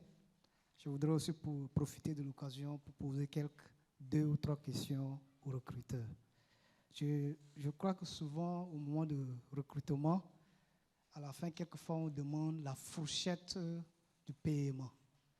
Et je me pose la question, est-ce que ça, ce n'est pas une barrière que le recruteur veut vraiment mettre à l'employé? Et dans ce que nous avons reçu pour pouvoir postuler, pour avoir des entretiens, il y a aussi certains postes qu'on a constaté qu'il y a des stages. Nous avons parlé tout de suite de la reconversion. Par exemple, il y a des gens, par exemple moi, j'ai travaillé dans les domaines où j'ai été vraiment lié, par exemple, à un domaine où je voudrais faire carrière. Alors, je voudrais vraiment avoir certainement peut-être un stage, soit un emploi dans ce que je veux faire carrière. Mais en réalité, ce que je voudrais postuler pour le recrutement, c'est ce que je ne veux pas. Alors, est-ce que dans ce que nous avons postulé pour le recrutement, pour l'entretien, est-ce que ça sous-entend que si c'est possible d'avoir aussi un stage parallèle à ça? C'est les deux préoccupations là que je voudrais. Merci. Alors, pardon, la deuxième question, je n'ai pas très bien compris, on pourra revenir là-dessus tout à l'heure. Mais pour la première, c'est relative à la proposition salariale, c'est ça? À la question de quelles sont vos prétentions salariales? D'accord. Écoutez, cette question-là, il y a plusieurs façons de la comprendre. Ce n'est pas une question qui va venir sur qui que ce soit. En général, pour le recruteur, ça peut lui permettre de savoir s'il n'est pas en train de perdre du temps, par exemple. Donc, il y a un profil en face de lui qui, dans son esprit, se dit que pour ce poste-là, lui, il doit avoir 2 millions, comme M. Akbal a dit. Et le recruteur, lui, dans sa fourchette salariale, ce poste-là vaut 800 000. C'est bon? Donc, tout de suite, quand on entend la prétention, on sait si on est en train de se perdre le temps ou pas.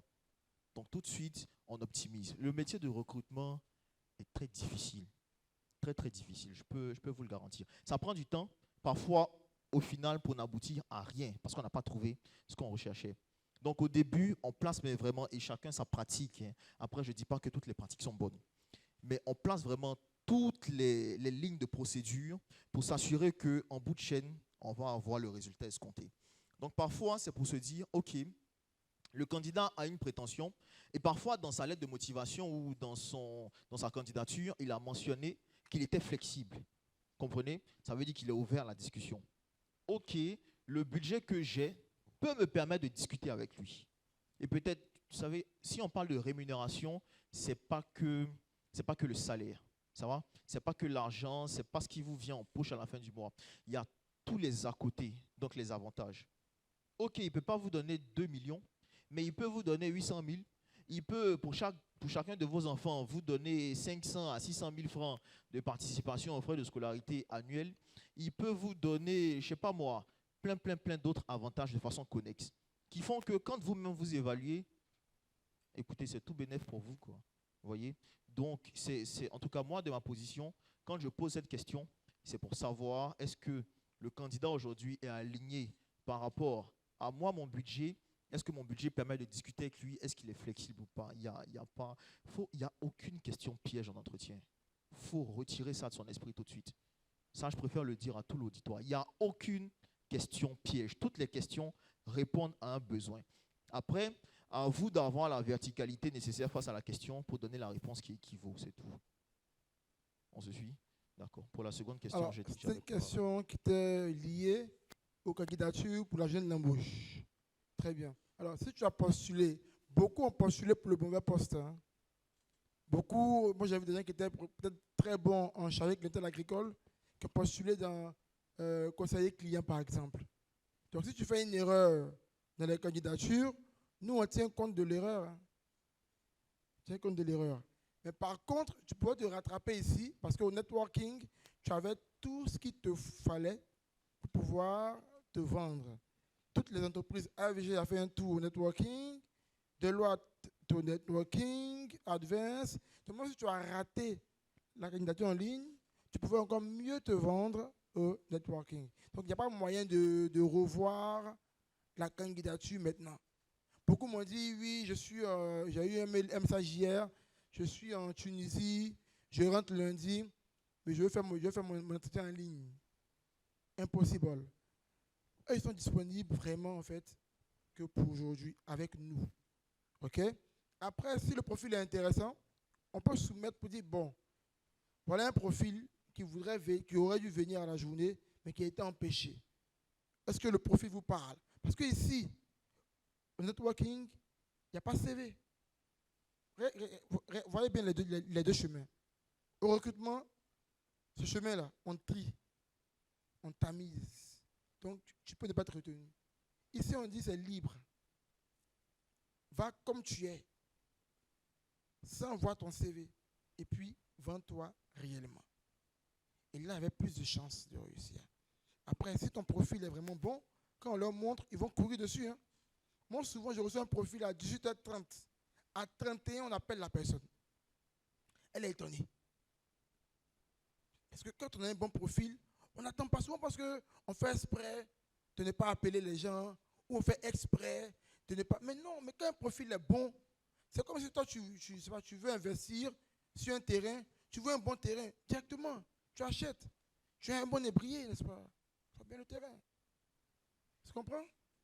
Donc, dès qu'on voit un profil qui est bon, on saute dessus. Donc, tout revient à savoir, comme j'ai dit au départ, est-ce que mon profil est bon? Et puis, est-ce qu'il est bien exprimé sur le CV? Parce que beaucoup ont de bons profils, mais n'ont pas réussi à l'exprimer sur un CV. Souvent, nos clients sont là. On fait le CV, et personne n'est étonné. Chez nous, pour faire un CV, on prend 3-4 heures. On fait un CV. On t'appelle d'abord échange pour comprendre ton domaine, ton milieu, sortir tes atouts clés. On peut prendre 1 heure ou 45 minutes. Après, on tape au moins 2 heures pour constituer le CV, reformuler. Parce que souvent, tu peux être bon, mais tu n'arrives pas à dire, à bien dire. Parce que le CV aussi que tu déposes, tu n'es pas là pour expliquer. Hein.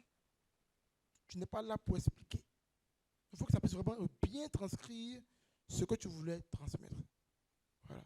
Donc, j'essaie d'être beaucoup plus large dans la réponse. Mais s'il y a une erreur, on ne peut pas. Mais si par contre, le CV qui vient après est un bon profil et qu'on transmet, ils vont automatiquement vous appeler. Parce que nous, après aujourd'hui, on n'est plus dans le schéma. N'est-ce pas? Nous, on a fait notre travail de créer les connexions. Ceux qui m'ont vu au networking m'ont vu en train de dire, mais allez vers les gens, allez, toi, viens ici. Parce qu'il faut connecter. Parce qu'une fois que nous, on a fini aujourd'hui, là, on rentre à la maison, je vais manger un peu de chip poulet, je dormis, je n'ai plus rien à voir entre Richard Nda et puis toi. Moi, je veux que Richard t'embauche pour que je puisse dire demain que voilà, il y a eu 200 personnes ici, on a embauché 100. Donc, Richard embauche les gens. Très bien. Donc, c'est ça.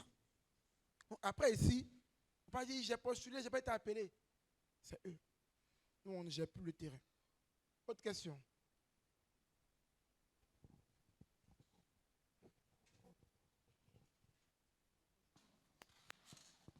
Encore moi. Merci, monsieur, pour l'intervention que vous avez donnée tout à l'heure. Je prends mon courage et puis j'essaie de voir ce que ça va donner. Tout à l'heure, je n'ai pas eu la chance de voir monsieur Nda pour lui expliquer. J'explique d'abord la situation et puis mon souhait. La situation, c'est laquelle? J'ai eu mon stage, j'ai eu mon BTS en ressources humaines et communication. J'ai eu un stage en entreprise pour soutenir mon diplôme. J'ai fait 3 mois, j'ai été reconduit encore 3 mois. J'ai fait 6 mois. À la sortie de ça, il y a Covid qui vient en scène et tout. On recrute pour Covid. Je fais 2 ans dans Covid, 2 ans, 7 mois. Bon, depuis mars 2020 jusqu'à maintenant, je suis en Covid. Parallèlement à ce que j'ai fait en ressources humaines et communication, je suis dans l'équipe de suivi de contact, mais également avec le gestionnaire des centres Covid. Donc, on gère un peu le personnel, on va dire. C'est parallèle à ce que j'ai appris, mais je sens que je stagne. Je veux carrément exercer en ressources humaines et communication, je sens que ça ne bouge pas. Donc, tout à l'heure, vous avez dit d'aller à la formation. Je trouve nécessaire pour moi de me former, sage-paye, en gestion du personnel, pour me mettre à niveau, oui. Mais mon souhait, c'est de savoir, est-ce que dans votre structure, M. Nda, il serait possible d'avoir un stage parallèlement à la formation que je vais suivre pour avoir plus d'expérience, plus de notions, pour me vendre plus tard, pour avoir un emploi vraiment cadré, quoi. Mais là, tout de suite, c'est est-ce que je peux avoir un stage chez vous pour avoir la pratique un peu, voilà.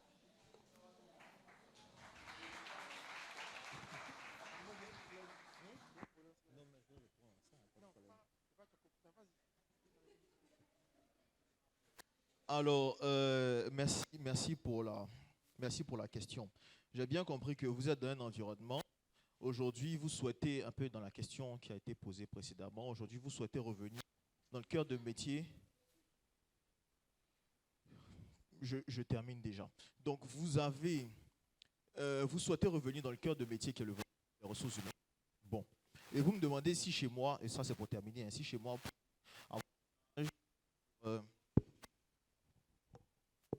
si chez moi, vous pouvez avoir un stage pour justement développer ces compétences-là.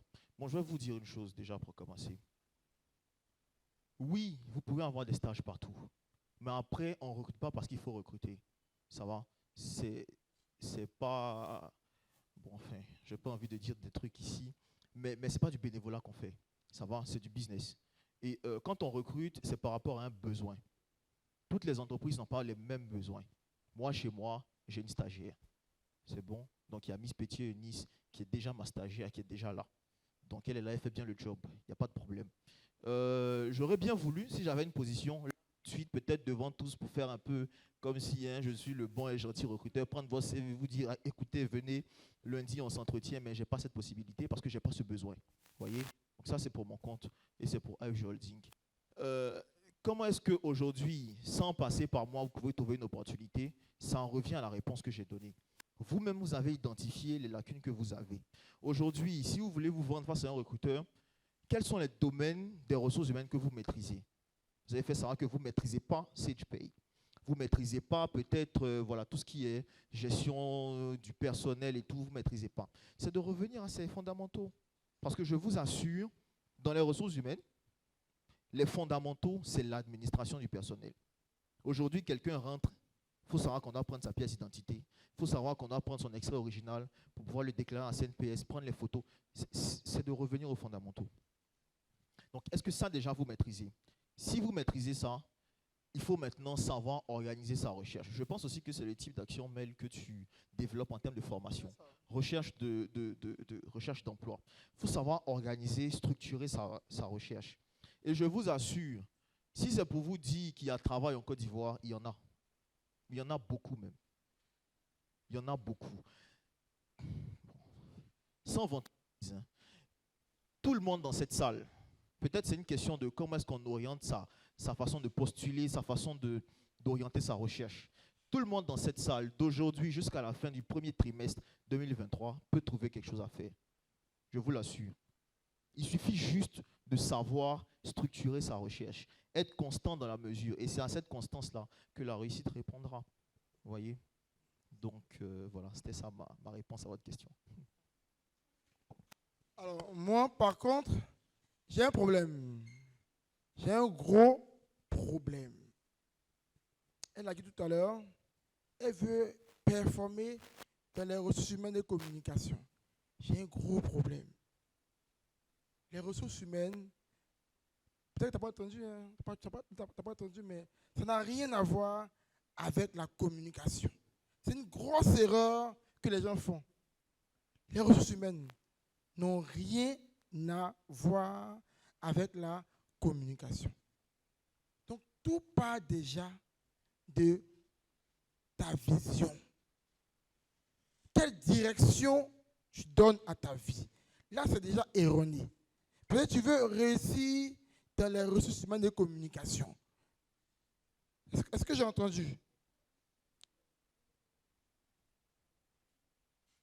J'ai entendu que je veux réussir dans les ressources humaines de communication. En fait, peut-être par performer, tu me permets, vous voulez faire carrière dans les ressources humaines. Voilà. Donc, mais au moins, je reviens là-dessus pour tout le monde. Parce que tout part de la vision. Qu'est-ce que je veux accomplir? Souvent, les gens pensent que je suis fou. Mais la vision, ce n'est pas je veux devenir RH. Ça, ce n'est pas une vision. Moi, je n'ai jamais été RH. Jamais fait d'études de RH. D'ailleurs, je ne suis pas RH. Je suis coach en stratégie d'emploi de carrière.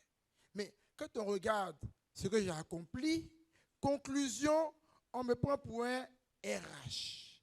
Tout part de qu'est-ce que tu veux accomplir, qui est la vision. Et la vision doit pouvoir avoir un impact, un effet sur d'autres personnes. Est-ce qu'il te rend grand? Est-ce que te fait progresser. Aujourd'hui, je suis né de l'embauche. Combien d'entre vous auront une opportunité grâce à ça? Je ne cherche pas d'abord mon intérêt. Hein. Mon intérêt, c'est après. Je me dis, comment est-ce qu'aujourd'hui, un jeune qui vient ici peut être embauché, peut avoir une opportunité? Notre vision, c'est de pouvoir aider chaque jeune à pouvoir avoir toutes les capacités qu'il lui faut pour décrocher un emploi en étant à l'université. Et on met des missions en marche par rapport à ça. Donc, quand tu veux faire une carrière, dis-toi, qu'est-ce que je veux accomplir? Et non, qu'est-ce que je veux devenir? C'est quand tu dis, je veux devenir docteur ou devenir, par exemple, RH, ça revient à avoir un effet sur ta propre personne. Et tant que tu cherches ton propre intérêt, tu ne peux pas en fait avoir un degré d'engagement qui t'amène à pouvoir impacter, influencer. Ceux dans le monde qui ont réussi à impacter, influencer la génération, c'est ceux qui ont fait des choses qui ont été utiles pour d'autres personnes. Et dans la carrière, beaucoup restent petits parce qu'ils veulent devenir ça. Tu peux être plus grand que le RH. Aujourd'hui, il y a des DRH qui me saluent et respect. Je ne suis pas RH ni DRH. Tu peux être plus grand que le RH. Tu peux être plus grand que le comptable. Tu peux être plus grand que l'expert comptable. Parce que toi, en ta vision, c'est une autre dimension de la chose. Je donne un exemple très simple. Je peux dire que moi, en tant qu'expert comptable, je vais aujourd'hui mettre en place des méthodes qui vont aider chaque jeune à performer rapidement. Voilà ta vision. Et tu as dit, voilà les missions que je dois accomplir pour réussir la vision. Mais quand tu fais ça, quand tu crées des méthodes qui sont enseignées dans les écoles, tu es plus grand que l'expert comptable. Tu es plus grand que le... C'est un titre, c'est petit. Aujourd'hui, on recherche le titre.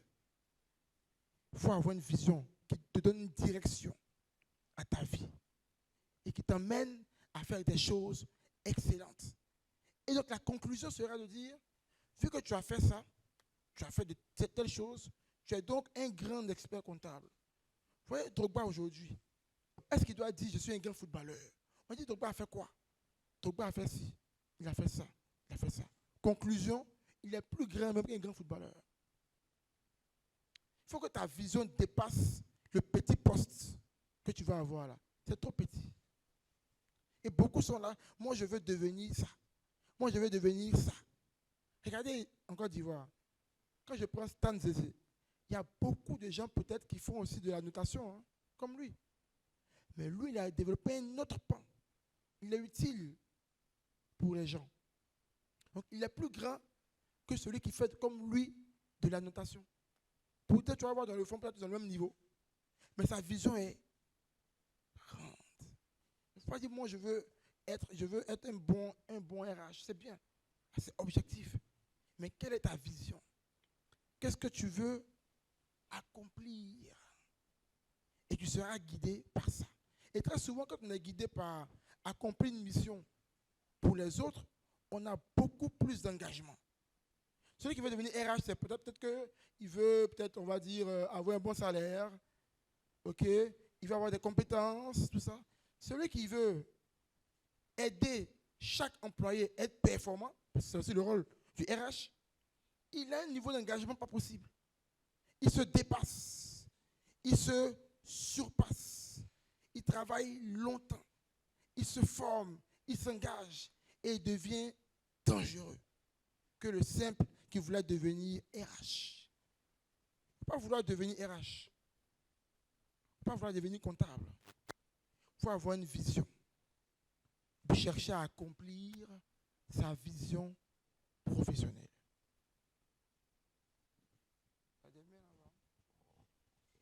Il nous reste 10 minutes, hein, je pense. Donc, on va devoir prendre 3 questions, c'est fini. Je voulais savoir, est-ce que la banque dans laquelle vous travaillez est prête à suivre les jeunes dans les projets? Moi, par exemple, j'ai, avec les parents, 1000 hectares de terrain. Je vais faire une grande plantation de bananiers. Est-ce que vous pouvez me suivre? Disons, est-ce qu'on peut travailler ensemble?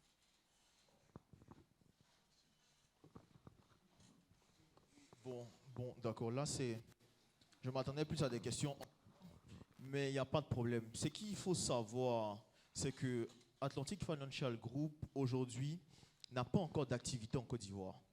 Donc, le bureau du groupe est ici, à Abidjan, mais toutes nos activités sont à l'extérieur, dans 9 pays. Vous voyez? Donc, oui, on est ici, on travaille, mais tous nos collaborateurs sont ailleurs. Les banques sont ailleurs, les assurances sont ailleurs.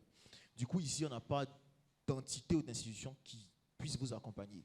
Je ne sais pas, parce que bon, quand même, ça aussi, c'est une question de faire vivre la marque employeur. Avant de venir chez AFG, j'étais chez Advance Côte d'Ivoire. On est voisins là sur les stands. Donc, j'étais HR Project Manager chez Advance. Vous voyez Advance Côte d'Ivoire, ils pourront très bien vous accompagner parce qu'ils ont un pôle financement agricole développé. Donc, ok. Là, Léontine, ce n'est pas une question juste répondre à la jeune dame qui avait une préoccupation. Au fait, je voulais dire aujourd'hui qu'à la journée de l'embauche, il y avait l'agence emploi jeune qui était là. Et j'ai vu qu'il n'y avait pas assez de personnes là-bas. Au fait, ils étaient là, ils ont des programmes de formation gratuitement avec des cabinets. Quand ils finissent les formations, ils trouvent des stages pour une première expérience. Je voulais vous dire à ces jeunes-là de s'inscrire à l'agence emploi jeune qui pourra mieux les aider, au fait. C'est ce que je voulais ajouter. On prend 3 questions, vraiment des questions. Parce qu'il nous reste 5 minutes, je pense, 10-5 minutes. Donc 3 questions et puis on a fini. Bonsoir à tous. Moi, c'est Miss Koulibaly. En fait, moi, j'ai une préoccupation. Voilà.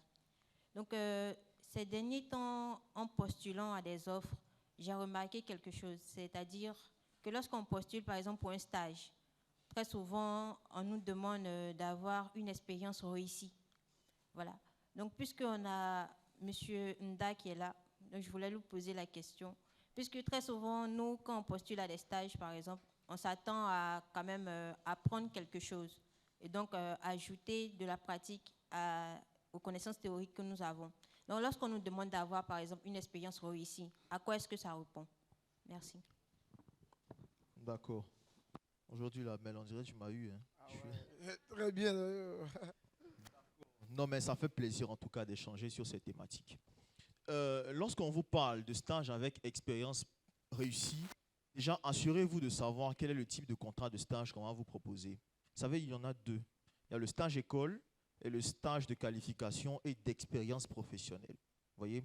Alors, accepte au stage école justement des personnes qui n'ont aucune expérience. Ça, c'est fait pour eux. Mais quand on arrive sur le volet de stage de qualification et d'expérience professionnelle, en général, et à cause de ce que par derrière, les entreprises versent une rétribution, ils souhaitent quand même avoir quelqu'un qui peut, ça reste un stage. Donc ça reste un emploi pour lequel vous allez apprendre. Mais par derrière, on souhaite quand même qu'il y ait des notions professionnelles, des notions pratiques au-delà de la théorie. On se suit, voilà ce qu'il fait. Après, bon, demander aussi un stagiaire avec 2 ans d'expérience, 3 ans d'expérience, là c'est vrai que parfois, c'est un peu exagéré. C'est vrai. Mais qu'est-ce que je voulais, qu'est-ce que vous voulez que je vous dise? Je ne peux pas me faire l'écho de toutes les entreprises. Chacun sa pratique. Ça va? Chacun sa pratique. Mais je pense que, je l'ai dit au départ, on ne vient pas en entreprise pour recevoir. D'abord, même un stage, on vient avec quelque chose à donner. Aujourd'hui, même un stagiaire doit pouvoir contribuer à développer l'entreprise. Beaucoup de gens refusent de prendre des stagiaires parce que après, ça ralentit dans le processus de travail. Ah, je prends un stagiaire, il est un peu là, non. Parce que souvent, on dit, je prends un stagiaire, je vais même à la fin de la journée reprendre le travail, c'est un peu long.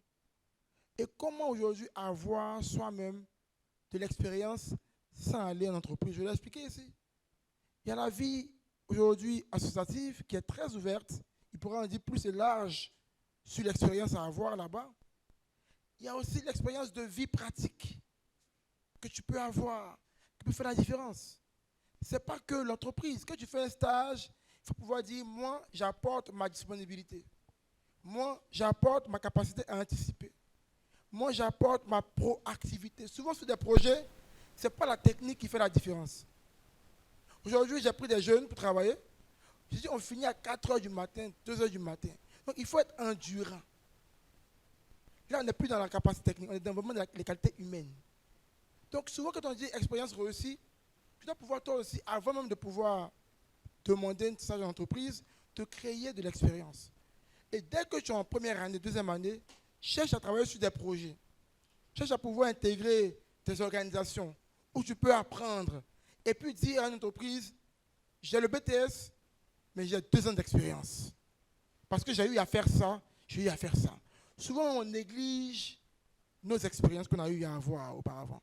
Parce qu'on les juge trop petites pour les vendre dans un processus de recrutement. Mais rien n'est trop petit. Ça dépend de comment tu mets cela en avant et comment tu le capitalises pour le rendre comme une force. Donc, si tu as remarqué qu'aujourd'hui, on demande stage avec expérience, dis-toi comment je peux acquérir de l'expérience sans aller à l'entreprise et puis revendre ça. Crée ta propre expérience. Tu es dans quel domaine, toi? Tu es dans quel domaine? Communication. Tu peux te créer le maximum d'expertise. Si tu vas à la mosquée, aujourd'hui, il y a forcément un service de communication. Tu es là-bas? Non. Est-ce qu'il y a forcément un service de com à ta mosquée, je pense? S'il n'y en a pas, forcément, dans ton école, il y a un volet, peut-être département communication, un club communication, un truc de communication. Tu peux aller là-bas, travailler sur des projets de communication et puis dire, voilà ce que j'ai eu à faire comme expérience. Tu peux même travailler sur des projets de plusieurs amis, qui ont des business, à booster leur communication, puis revendre ça comme expérience concrète. Pour dire, je suis stagiaire, j'ai le BTS, j'ai travaillé sur 3 projets de communication, j'ai boosté telle page, ainsi de suite. Aujourd'hui, là, si tu viens avec rien, tu n'auras rien. Toutes les boîtes vont te demander expérience, réussi. Même pour un stage. Pose-toi les bonnes questions.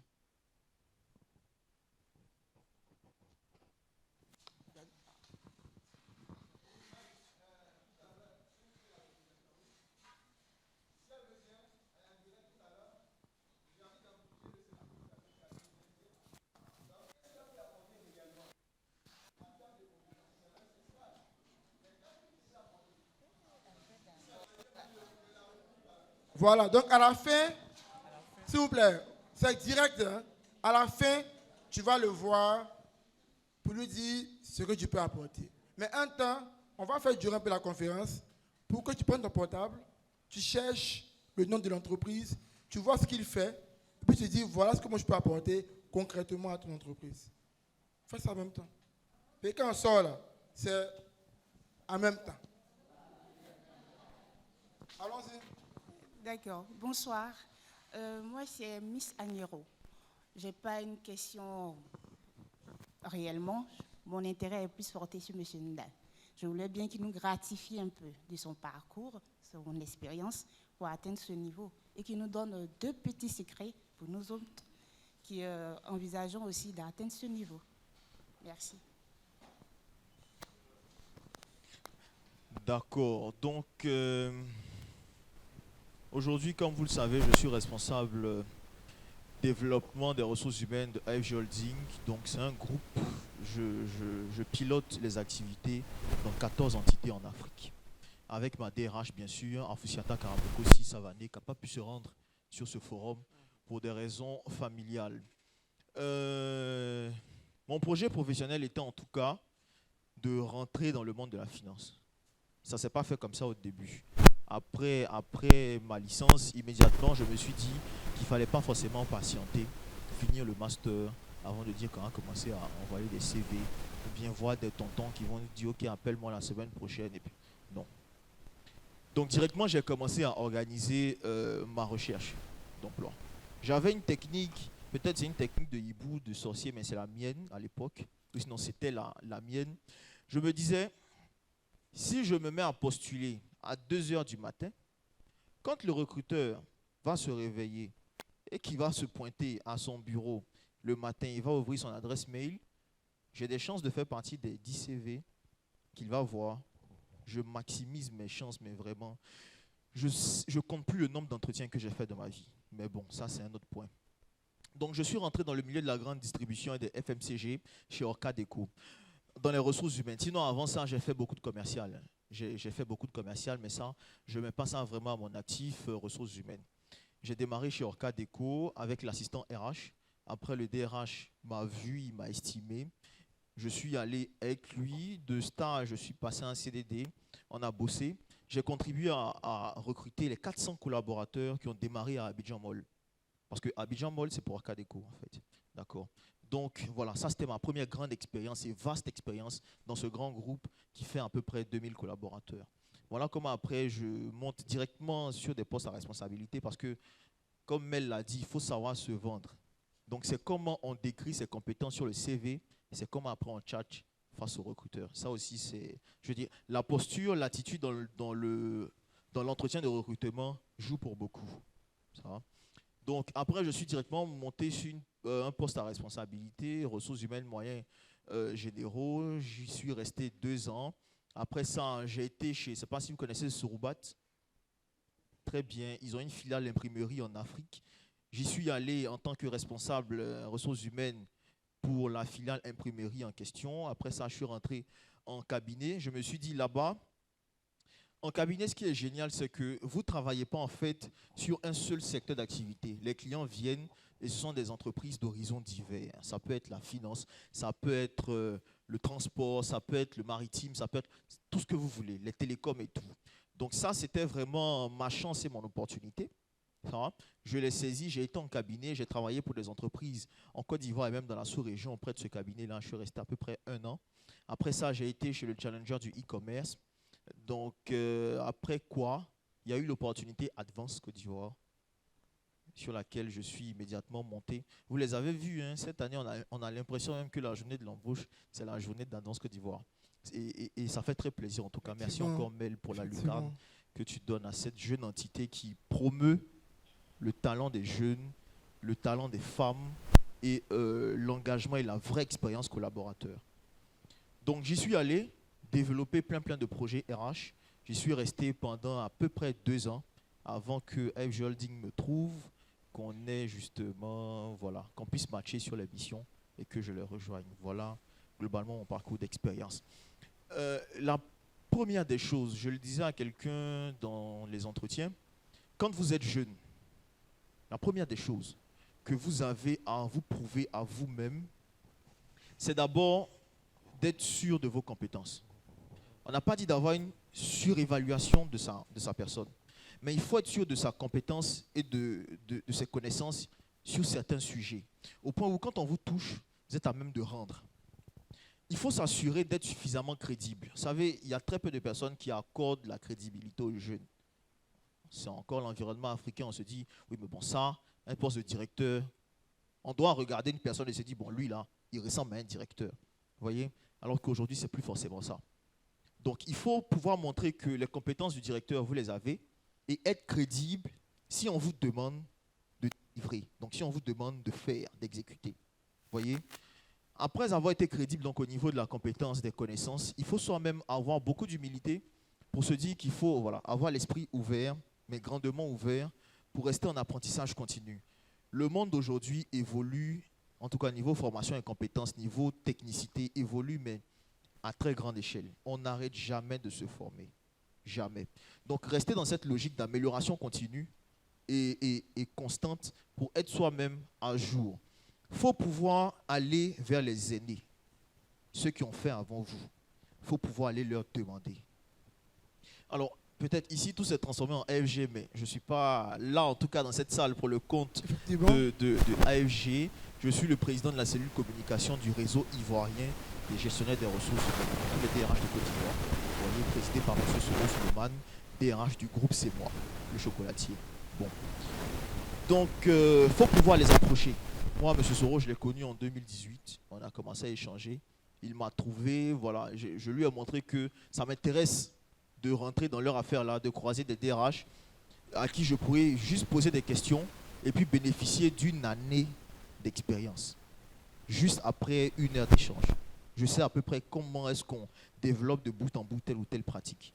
Donc tout ça, en fait, ce sont des moyens qui m'ont permis d'optimiser mes connaissances, de très rapidement monter en compétences. Et puis aujourd'hui, quand même, de pouvoir me positionner. Et puis bon, si on parle de ressources humaines, de pouvoir moi aussi me pointer quelque part pour ouvrir ma bouche. Alors, on va juste prendre le... On a fini. On a une question. Il y a une main derrière. Une dernière question, une main derrière. Non, une ça va, une ça va. Une dernière, très belle question. Ok, merci. Bonsoir à tous. Je voudrais savoir comment réussir son speech en entretien. Comment réussir son speech en entretien? Très bien. Alors, quand on va à l'entretien d'embauche, ça part déjà de la préparation.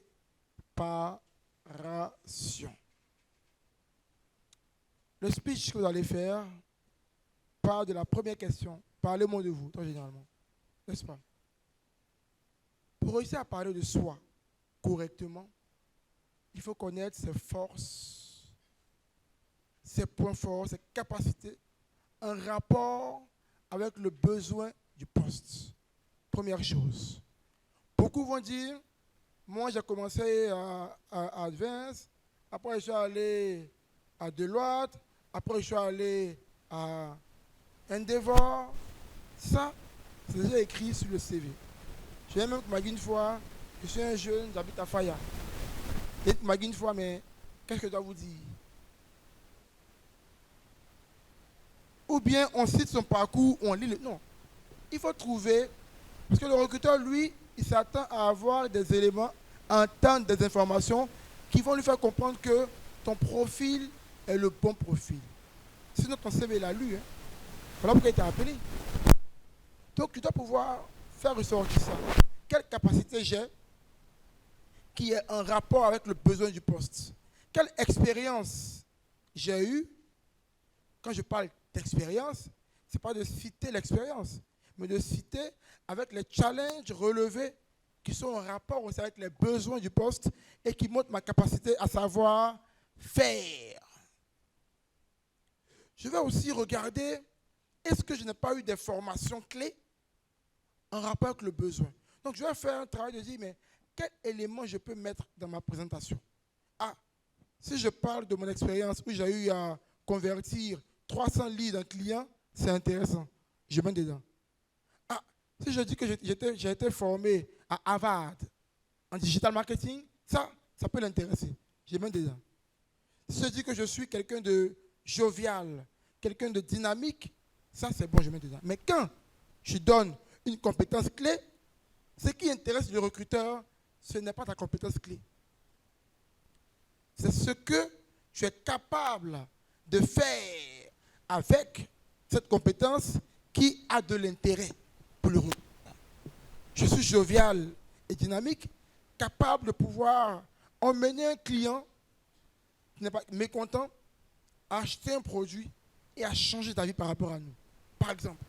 Donc tu vas voir que tu vas choisir plusieurs éléments comme ça au pif et tu vas te construire ta présentation avec ça. Donc je peux dire par exemple, et après il faut être aussi très, très court, hein, parce que plus tu parles longtemps, plus on ne te suit plus, parce que tu donnes beaucoup trop d'informations. Et souvent quand tu parles, le gars te dit à la fin, vous avez fini, là ça te casse. Ou bien quand tu finis, le gars il te pose des questions sur autre chose. Dernièrement j'étais à l'Ivoire pour la remise de prix d'un concours, et puis je me suis dit, mais il y a des candidats qui viennent pitcher leur entreprise, et puis on fait un échange de 20 minutes. D'autres viennent, on fait un échange de 3 minutes. Je me dis, mais pourquoi est-ce qu'à d'autres, on pose des questions pendant 20 minutes, et puis d'autres pendant 3 minutes? Parce que celui qui a duré, il a dit des éléments intéressants dans le pitch qui intéressaient les recruteurs, et il veut en savoir davantage. Mais quand ce que tu dis n'intéresse personne, il te sort sa liste de questions, puis te pose la question. Donc dans le pitch, c'est l'ensemble de tout ça, tous les éléments que tu vas agencer, qui vont emmener le recruteur à se dire, elle est intéressante, il faut qu'on approfondisse l'échange. Et dans ta manière de parler, il faut qu'on sente de la motivation. Il faut qu'on voit de la joie sur ton visage. Quand moi je parle d'emploi, je peux rester avec un 22. Toi, il me disait, pardon, fais un peu court dans les réponses. Parce que je peux parler d'emploi pendant 1 heure. J'ai dormi à 4 heures du matin. Je me suis réveillé à 6h30. Je suis debout. Quand je dis debout, ce n'est pas au sens figuré. Hein. Je suis debout, comme ça, arrêté, depuis le matin. Je me suis assis 3 minutes avec les RH de la conférence 2 pour débriefer. Je suis arrêté. Parce que j'aime ce que je fais. Donc on le voit. On voit, non? Quand je parle. Donc dans le speech que tu vas faire ressortir ces éléments-là qui sont en harmonie, en rapport avec le besoin du recruteur. Le tout en maximum 1 minute, trop 2 minutes, mais en faisant aussi ressortir ta motivation. Et même dans le speech, tu peux mettre en avant une solution que tu peux apporter. Ça va déjà anticiper sur la question de la fin qui dit qu'est-ce que vous pouvez faire pour nous. Je prends un exemple d'une secrétaire. Je peux dire, je suis M. Melakpa, avec un master en secrétariat. J'ai réussi à relever plusieurs challenges, dont la transformation digitale du service de l'entreprise X en service numérique. J'ai eu également à traiter plus de 1000 courriers dans ma carrière, dont 90% ont eu un effet positif. Je suis quelqu'un de dynamique, de jovial, très important pour rendre un secrétariat dynamique et amener les différents visiteurs à être en harmonie avec nous. Je suis aujourd'hui très heureux d'être à votre entretien. Je voudrais, avec toute ma motivation, vous apporter mon savoir, ma capacité à pouvoir transformer une personne mécontente en heureuse et pouvoir être une source d'appui pour le directeur général, être un support, le décharger et lui permettre de pouvoir être davantage opérationnel. Voilà en 1 minute ma présentation. J'ai été court, 1 minute, mais j'ai écrit des éléments clés. Support, transformer l'environnement positivement, être support du DG, le décharger, le rendre beaucoup plus opérationnel et d'autres choses. Sans être trop long, j'ai tout dit. Mais tout revient par la préparation. Beaucoup vont faire l'interview d'embauche sans savoir. Souvent, une fois, j'ai demandé à un gars, parle-moi de mon entreprise.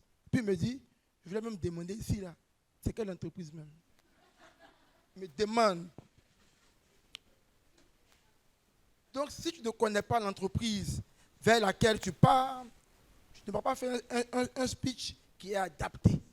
Et tout ce qui n'est pas adapté, tout ce qui est standard, n'a pas réellement de valeur. Merci beaucoup. MC, à toi la parole. Merci beaucoup. Est-ce qu'on peut applaudir très fort?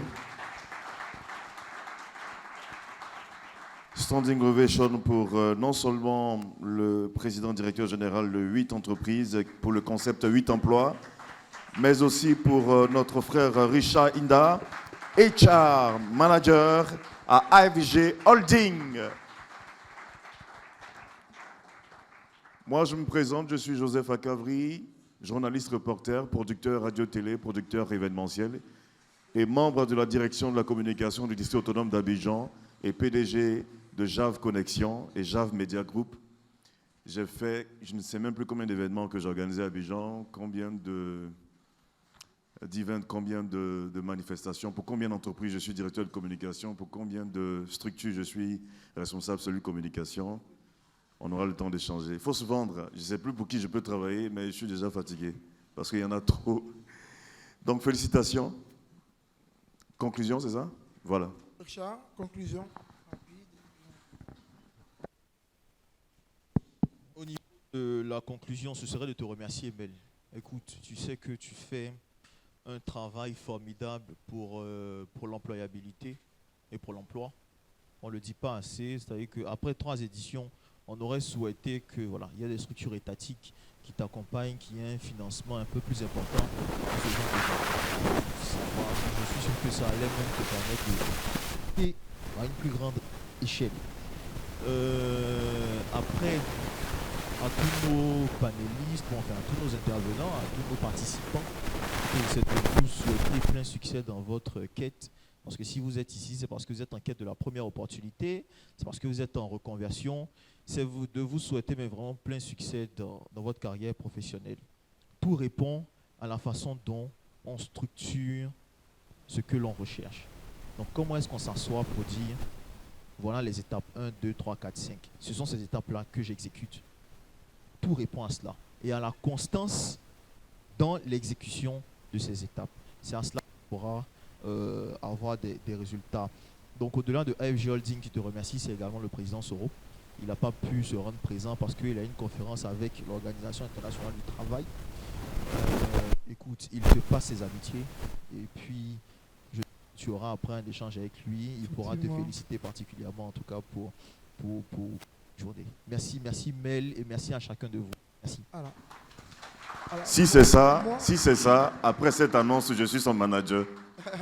Alors, mon mot de fin serait de remercier tous les partenaires, Endeavour Mining, FG Holding, Deloitte, Advance Côte d'Ivoire, les partenaires comme l'Infodrome, Éducarrière, ProJob Ivoire, le RIDD, Nmap Society, tous ceux qui ont vraiment travaillé à nous aider à réussir cette noble mission qui est la journée de l'embauche. Merci à tous les participants d'être venus, d'avoir tenu jusqu'en fin de soirée pour ce grand programme. Et on a rendez-vous les 6, 7 et 9 décembre pour le guide de l'emploi édition 26. Au dernier programme, on a eu le président Soro comme intervenant sur une des sessions parce qu'au guide de l'emploi, on a eu 2 sessions, une en ligne avec des DRH de haut niveau. Donc, vous pouvez avoir une conférence de 2 heures avec un DRH de haut niveau, et puis une conférence en présentiel où on travaille sur vraiment toutes les étapes de la recherche d'emploi pour vous rendre opérationnel, pour créer le déclic et vous aider à pouvoir performer. Donc là, c'est les 6, 7 et 9 décembre. Ceux qui sont ici déjà, vous avez une promotion, vous payez 10 000 au lieu de 15 000 et ça prend fin lundi. Pour y aller au stand de 8 emplois pour acheter votre formation ou le faire lundi comme vous l'avez fait pour la journée de l'embauche. Au-delà de ça, chaque vendredi, on reçoit à nos bureaux de Plateau Vallon à 18h des jeunes, des travailleurs, des cadres pour un coaching groupé auquel vous pourrez participer. Il y a juste un formulaire à remplir et vous aurez l'info lundi par mail ou par WhatsApp, ceux qui ont les WhatsApp. Si vous voulez joindre 8 emplois, il y a la page LinkedIn qui a 8 emplois, donc WIT emplois. Il y a la page Facebook également, 8 emplois. Il y a le site 8entreprises.com et puis il y a le numéro WhatsApp qui est affiché sur les kakémono ici, le 01 02 93 57 également qui est, je crois, WhatsApp et appel que vous pouvez appeler ou laisser un message et on vous répondra le plus vite possible. Donc, rendez-vous pour le guide de l'emploi édition 26. C'est quand déjà les 6, 7 et 9 décembre. On est ensemble. Merci beaucoup. Pour une jeunesse compétitive, encore plus fort que ça, pour une adéquation formation-emploi réussie, pour une réussite dans notre carrière professionnelle maintenant et en 2023,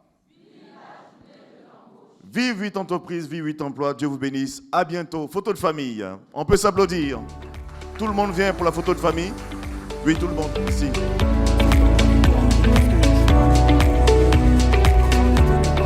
Je suis ici déjà pour découvrir de nouvelles offres d'emploi. Il est certes vrai que je travaille déjà pour une entreprise, mais l'objectif pour moi est de découvrir d'autres offres et aussi d'intégrer certaines entreprises pour améliorer mes compétences et surtout me perfectionner dans certains domaines. J'ai retenu une chose importante, il ne faut jamais abandonner. Quel que soit ce qui va se passer, il ne faut jamais abandonner. Même si tu déposes tes CV, que tu as l'impression que les recruteurs ne t'appellent jamais, continue de persévérer, continue de te former et continue de déposer ton CV. Un jour, on va t'appeler, un jour, tu auras une opportunité et tu trouveras un travail. Merci vraiment de nous donner ce genre d'opportunités et j'espère qu'il y aura beaucoup d'autres opportunités et je ferai tout pour y être.